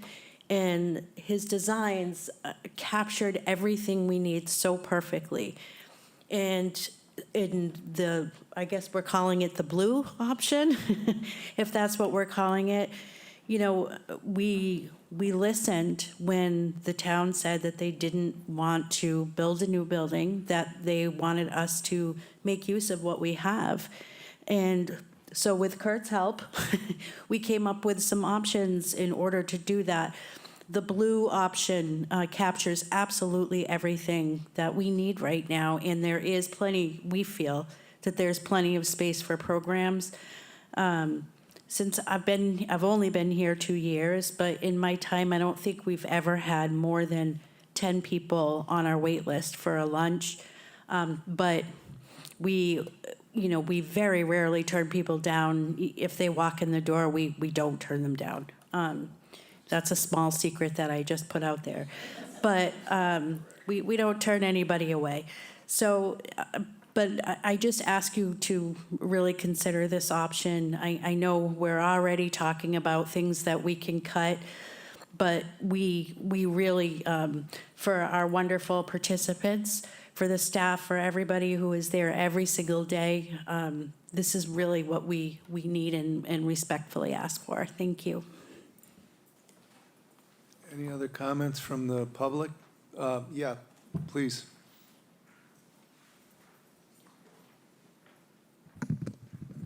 I would just, I'm not used to public speaking at all. Can you just identify yourself if you would? Oh, sorry. Please. My name is Debbie Hagan, and I would like to just say publicly that I have been very much involved at the senior center as a senior in the last year. And I want to go on public record that the women and men who work there every single day need a building that is commensurate with what they are doing for the seniors in this town. I attended the town meetings that were turned down, and I applaud you as a board for doing so and bringing it back when there was just one vote. I think there's a big elephant in the room in Chatham. People who don't want to spend the money have no clue what's happening at the senior center. And I think that while these plans are the best we can do, and I applaud that Leah spoke, that there has been so much time and energy put with the staff, because I believe they are the ones that really should have some of the saying. But I would like to ask both the Board of Directors of the Council on Aging, as well as the Select Board, that whatever plan you come up with, please put some time and energy into educating the people in Chatham who think we don't need this.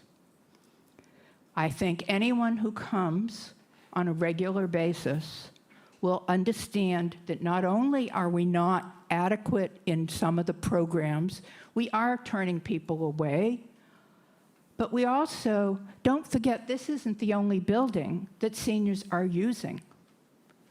They are using other places, and nobody ever talks about how many people are attending at the church, how many people are going to the community center, that the programs have gone to the community center because they can't be fit in properly. So I would just like to say, and I am willing to put my money where my mouth is, that I'm in a position now that I wasn't in a year ago. But the position that I'm in now is based very much on the staff and the facility, inadequate as it is, of the senior center. So I would volunteer to be involved in any kind of an education program. But I don't think whether we spend $1 million or we spend $4 million, there's a group of people in Chatham who think we don't need this. And we are never going to get anything passed if we don't start addressing that piece of the puzzle. So, thank you. Thank you. Yeah, Ann, please. Thank you, Mr. Chair. I am solidly on Team Blue, and I was heartened to see that the parking situation, which was always given as an example of why this building couldn't be repurposed, has now been solved very simply. The other thing is that I believe it was Terry had mentioned that that we might be able to get some grant funding for the HVAC. I don't remember what amount that was on which line item, but in addition to that, I'm just wondering if there are other grants available. You know, I know the fire department has used the grant system very well, and, you know, I think that in order not to be relying completely on the taxpayers, that if there was some other, oh, and also that Leah had found the grant for the adult daycare. So I think that this is a very practical solution that is politically doable, more so than anything else that we've explored. And I also think it's something we have to do now. Thank you. Thank you. Any other comments? Well, I'll reiterate the question I started to ask a couple of minutes ago. Do we have any consensus here among ourselves as to what the next steps are? Dean? Can I ask the town manager, I wanted to just, two questions. First, in response to the question from Mr. Richardson, you could also, depending on the amount of money available, tap into free cash. I mean, it still has to go to town meeting, but it would be a simple majority vote, would it not? Yes, free cash is always a simple majority. It's just a matter of looking through our budget and financial policies Yes. where we fund up to 9% for our capital program. Yeah. But certainly, you know, once we receive direction, we'll do whatever we can to figure out how to best fund it. The second question is, if the board should want to direct you to work with Mr. Raber and Terry to come up with a design plan for, let's say, the blue option, which people are more supportive than I initially was. I've learned not to ask for too much.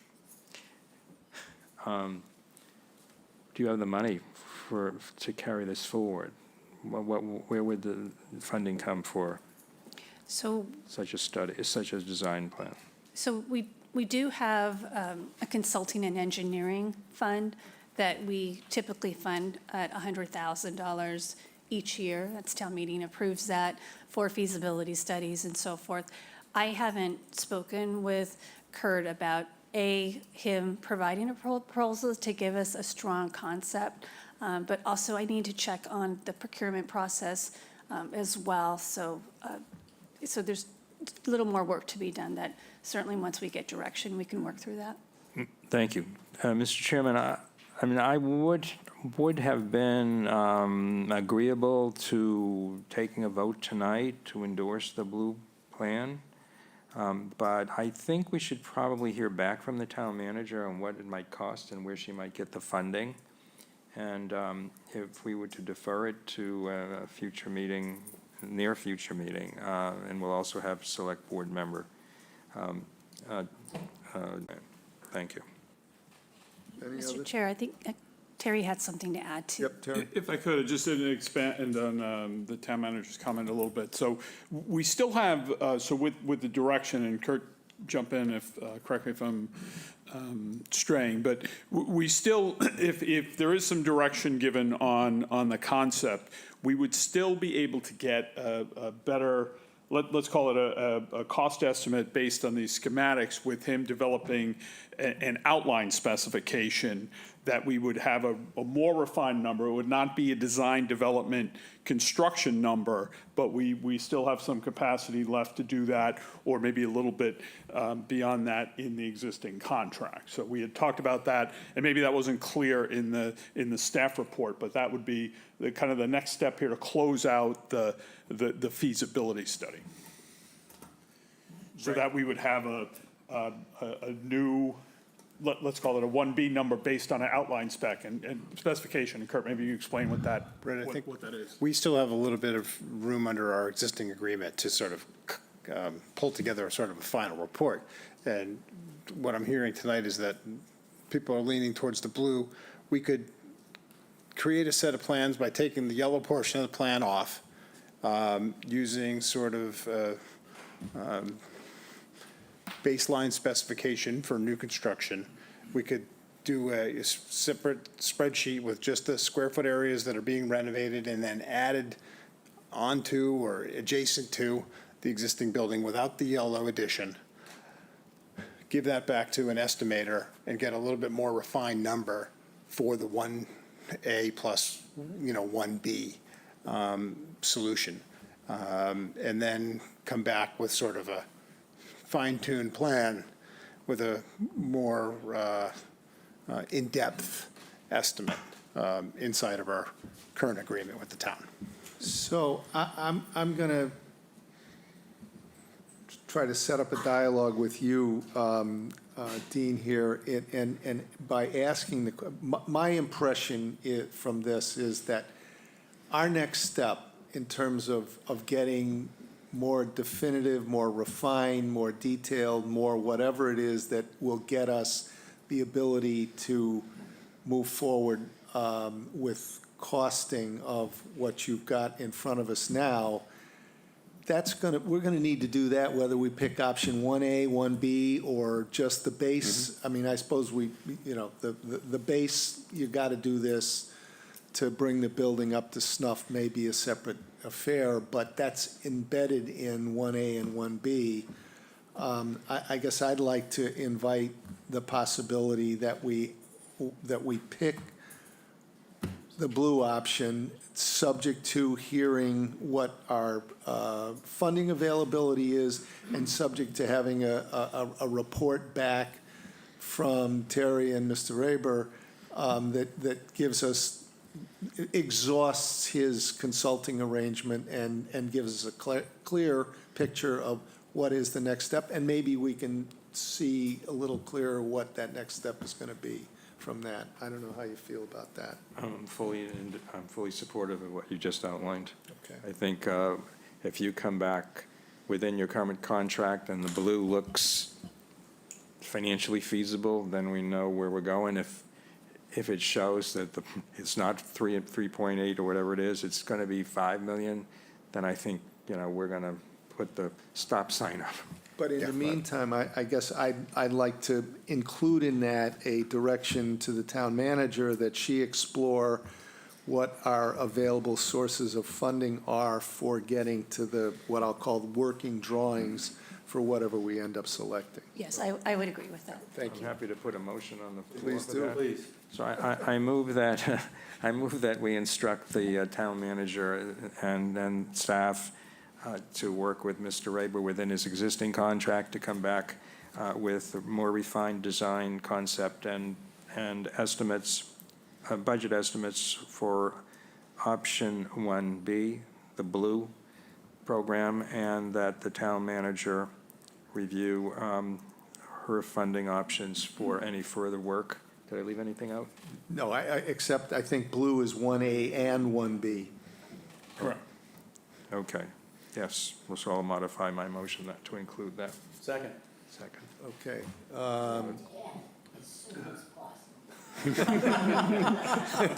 I agree with you, absolutely, With all due alacrity.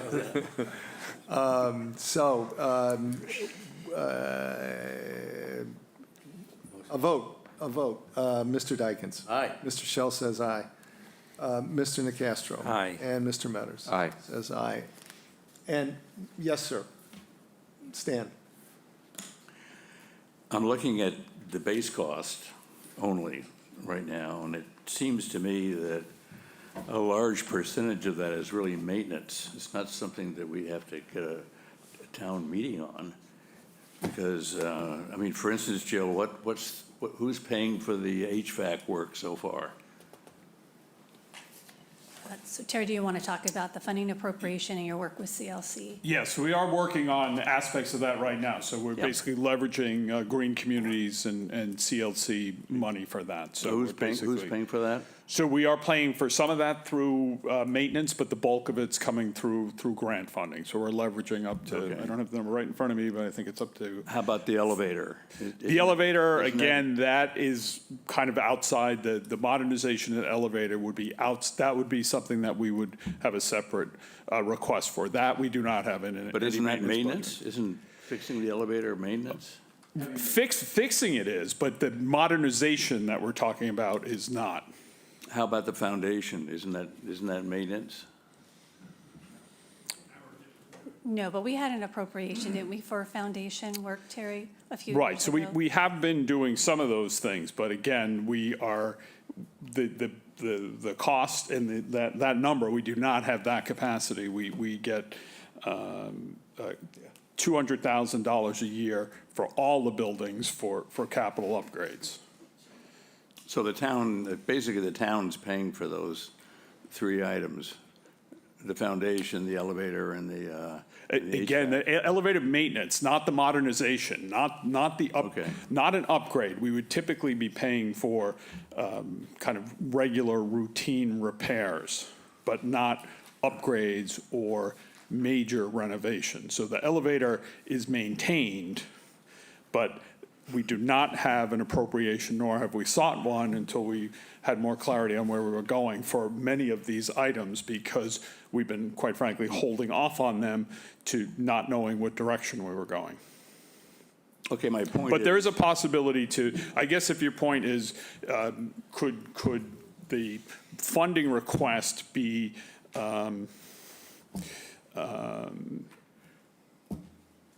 Reduced a little bit by putting portions of the request into other areas? That's probably a possibility to reduce the if there's an article, and again, depending on how the funding would play out. But that's something we can look at as part of this final exercise as well. Okay, so on base cost, I don't see where we have to go to a town meeting for maintenance. When we start improvements, it's fine, but I think you can eliminate a lot of the base costs from a town meeting warrant. Because, I mean, the COA has asked for maintenance many times in the last 10 years or so without anything happening, because everyone thinks, well, why should we have, quote, maintenance when we're gonna get a new building? But this is just basic stuff that the town should do. So why don't we look at what we can eliminate from the base cost? I would suggest, Mr. Chair, that why don't we go through the exercise of what gets us to blue, and if there's any other funding offsets that are already in queue, or the grants that we think that are very likely, some are probably out there that we haven't attempted yet. I think we can put together a financial plan for the board following your direction. Yeah, and I think, not to be flip, but everybody wants to have what we need, done well, done right, at the lowest possible cost. And I'm interpreting what you're suggesting here as perhaps, as the town manager suggests, things that can be hived off into a different place so that the number's reduced. You and I. That million could be, I think, could be reduced quite a bit. We can speculate about whether we're going to get, we can eliminate the whole million. We're still looking at a large number Oh, yeah. here, but we don't really know what that number is until we do the work that we've agreed we're going to do tonight. So subsequently, Jill could look at that and say, yeah, I mean, the HVAC system is maintenance, but it's also a new system. I mean, do we have to go to the town to?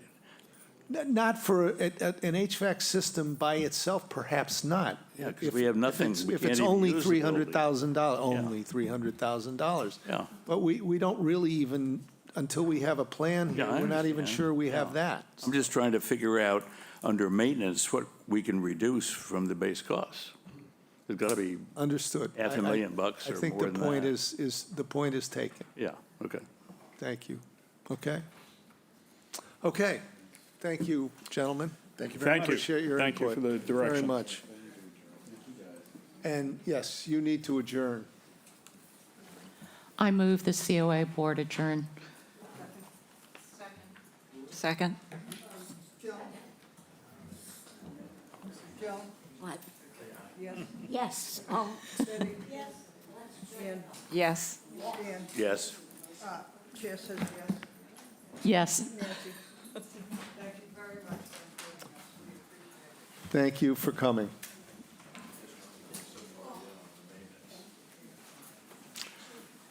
So,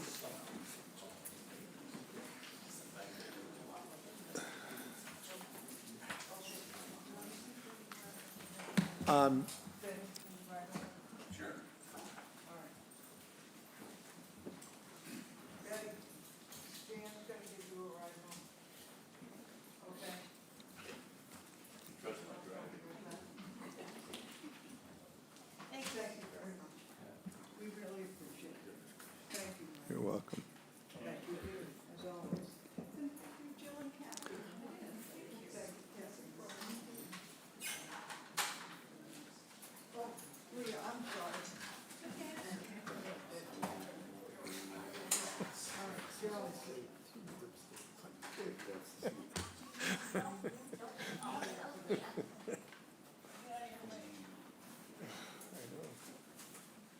Well, and I hope to God it is only four. I know.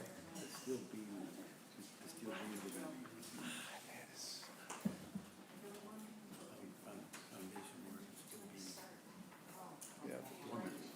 Good night, Stan. Well,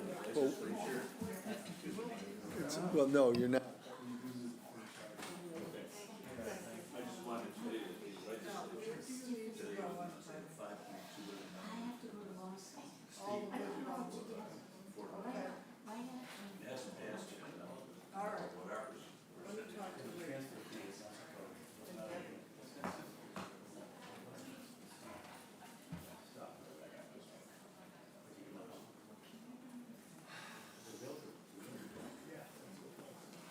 All right, we are in session, and we are going to move smartly to the next agenda item, which is a petition protective zoning bylaw that has been submitted with appropriate.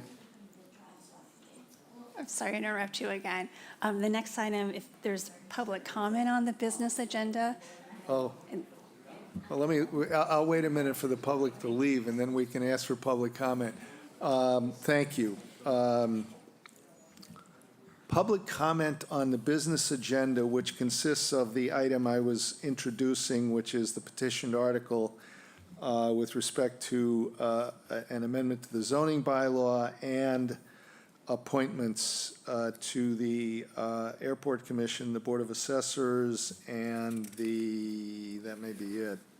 The Bikeways Committee, Board of Health, the ZBA, ZBA, and the Cemetery Commission. Any comments from the public? So, as I was saying, we have a petition article proposing to amend the zoning bylaw, and I think the gentleman who submitted it is here. You can explain it to me anyway. I don't know about anybody else. Thank you. Welcome. Good afternoon. For the record, Thad Eldridge. I'm part of a group called Impact Chatham. In 1985, the zoning bylaw was amended and a 50-foot buffer was created from the Conservancy District, or the wetland, floodplain, coastal banks, and the like. In 2012, the zoning bylaw was amended to define accessory structures, sheds, pools, otherwise. And in 2024, somebody reinterpreted the 2012 bylaw to usurp the 1985 bylaw. Working with the proponent of the 1985 bylaw, along with my group, we have come up with a revision to our zoning bylaw to correct this interpretation. And it is an unintended consequence that nobody considered for 12 years while that 2012 amendment was in place.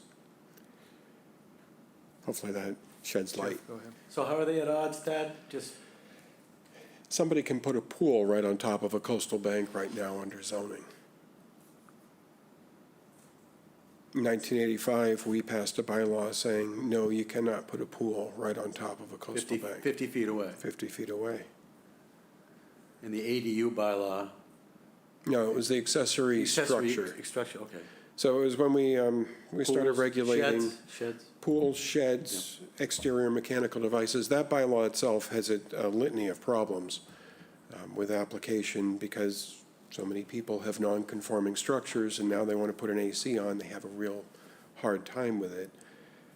But the intention of that was never to place these structures within the Conservancy District setback. Gotcha. Thank you. I learned about it 6.5 weeks ago. We had a bylaw and petition article submitted 2.5 weeks ago, and now we're before you. We'll be before the planning board within 65 days. Dean, go ahead. So thank you. So we're not being asked whether we support this or not. We're simply being asked to refer this to the planning board as is required by Chapter 40A, Section 5, so they can hold a public hearing. Yes, please. So, if I may, I mean, I don't want to unduly elongate this, but I just have two questions. The first is, am I correct in understanding that all we're doing, all you would propose to do is to subject these other structures that are identified, the sheds and the pools and so forth, to the same setback requirement with respect to a conservancy district as other structures previously had been? Is that correct? Is that correct? Yes, it is. And the other question I have is, we'll refer it as required, and then they'll have to do a public hearing, et cetera, in accordance with the law. Did you give any consideration to making a proposal to us that, or to the planning board, so that we, I mean, at some point, I assume you're going to want to have this be something that is placed and recommended by the select board. Is that fair? Yes, it is, and we'll have till next May. Okay. So you're just getting the ball rolling. We are. Okay. Any other comments? I'll offer a motion. Please. Yeah, I think they have to come back to us. The planning board certainly has to come back to us after the hearing. Yeah. Mr. Chairman, I move that the proposed protective zoning bylaw amendments be referred to the planning board for a public hearing. Yes, second. All those in favor, Mr. Metters? Aye. Mr. Nacastro? Aye. Mr. Shell says aye, and Mr. Dyken? Aye. Thank you very Thank you. much. Appreciate it. Okay, next case is committee appointments. We have two seats open for reappointment. There's also a vacant seat, which is a separate issue. The chairman, Mr. Harrison, whose term expires June 30, 2024, and Mr. Cortese, whose term expires June 30, 2024. Yeah. Mr. Chairman, I move to appoint Huntley Harrison as a member of the Airport Commission until June 30, 2027, unless sooner revoked or a successor is appointed. Second. All those in favor, Mr. Dyken? Aye. Mr. Shell says aye. Mr. Nacastro? Aye. Mr. Metters? Aye. We have a second. Mr. Chairman, I move to appoint Michael Cortese as a member of the Airport Commission until June 30, 2027, unless sooner revoked or a successor is appointed. Second. Mr. Dykens? Aye. Mr. Shell says aye. Mr. Nacastro? Aye. And Mr. Metters? Aye. We have one seat open for reappointment to the Board of Assessors. Mr. Chairman, I move to appoint John Burke as a member of the Board of Assessors until June 30th, 2027, unless sooner revoked or a successor is appointed. Second. All those in favor, Mr. Dykens? Aye. Mr. Shell says aye. Mr. Nacastro? Aye. And Mr. Metters? Aye. Okay, we have two members of the Bikeways Committee who have expressed interest in being reappointed. Their terms expire June 30, 2024. They are Mr. John O'Toole and Mr. David Yeats.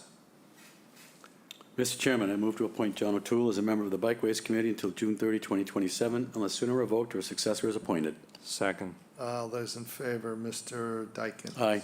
Mr. Shell says aye. Mr. Nacastro? Aye. And Mr. Metters? Aye. Mr. Chairman, I move to appoint David Yates as a member of the Bikeways Committee until June 30, 2027, unless sooner revoked or a successor is appointed. Second. All those in favor, Mr. Dykens? Aye. Mr. Shell says aye. Mr. Nacastro? Aye. And Mr. Metters? Aye. Okay. I just want to point out here, with respect to the recitation about the interviews for the Board of Health, says Carol Gordon on June 25, 2024. That's today. That is a typo on my part. I apologize. She will be interviewed on the 27th. Okay, and that's fine. I just wanted to identify that. So we have one member of the Board of Health who was interviewed on June 11th and who is up for reappointment. Mr. Chairman, and Kathy, is this for an alternate position? Is that what she currently holds? Carol Boyce? As opposed to a regular member? 'Cause I don't know if there's an opening in a regular membership. It's not my committee, I think it's Jeff's. It is. I'll be honest with you, I don't know. Carol Boyce is currently the vice chair. Okay, but she's a regular member? Yes. Okay, She would be as vice chair. all right. Mr. Chair, I move to appoint Carol Boyce as a member of the Board of Health until June 30, 2027, unless sooner revoked or a successor is appointed. Second. All those in favor, Mr. Metters. Aye. Mr. Nacastro. Aye. Mr. Shell says aye, and Mr. Dykens. Aye. We have one seat open for reappointment on the Cemetery Commission. Mr. Chair, I move to appoint William Bystrom as a member of the Cemetery Commission until June 30, 2027, until sooner revoked or a successor is appointed. If I may, I'll second that. Okay. All those in favor, Mr. Metters. Aye. Mr. Nacastro. Aye. Mr. Shell says aye, and Mr. Dykens. Aye. We have two members up for reappointment to the Zoning Board of Appeals. They have both been interviewed, and I will invite a motion. Mr. Chair, I move to appoint David Beach as a member of the Zoning Board of Appeals until June 30, 2027, unless sooner revoked or a successor is appointed. Second. All those in favor, Mr. Metters. Aye. Mr. Nacastro. Aye. Mr. Shell says aye. Mr. Dykens. Aye. Mr. Chairman, I move to appoint Paul Semple as a member of the Zoning Board of Appeals until June 30th, 2027, unless sooner revoked or a successor is appointed. Second. All those in favor, Mr. Nacastro. Aye. Mr. Dykens. Aye. Mr. Metters. Aye. And Aye. Mr. Shell says aye. We have two open seats for, well, we have three, but we have two candidates for associate members of the Zoning Board of Appeals. Mr. Chairman, I move to appoint Edward Acton as an associate member of the Zoning Board of Appeals until June 30th, 2025, unless sooner revoked or a successor is appointed. That is. Second. All those in favor, Mr. Dykens. Aye. Mr. Shell says aye, and Mr. Nacastro. Aye. Mr. Metters. Aye. And finally, I move to appoint Lee Hovey as an associate member of the Zoning Board of Appeals until June 30th, 2025, unless sooner revoked or a successor is appointed. Second. all those in favor, Mr. Dykens. Aye. Mr. Shell says aye. Mr. Nacastro. Aye. And Mr. Metters. Aye. A motion to adjourn. Well, Mr. Chairman, before you do that, did you want to say anything about item 5B, which was the appointment of new town council? We did that. I know, did you Oh. just want to call the attention?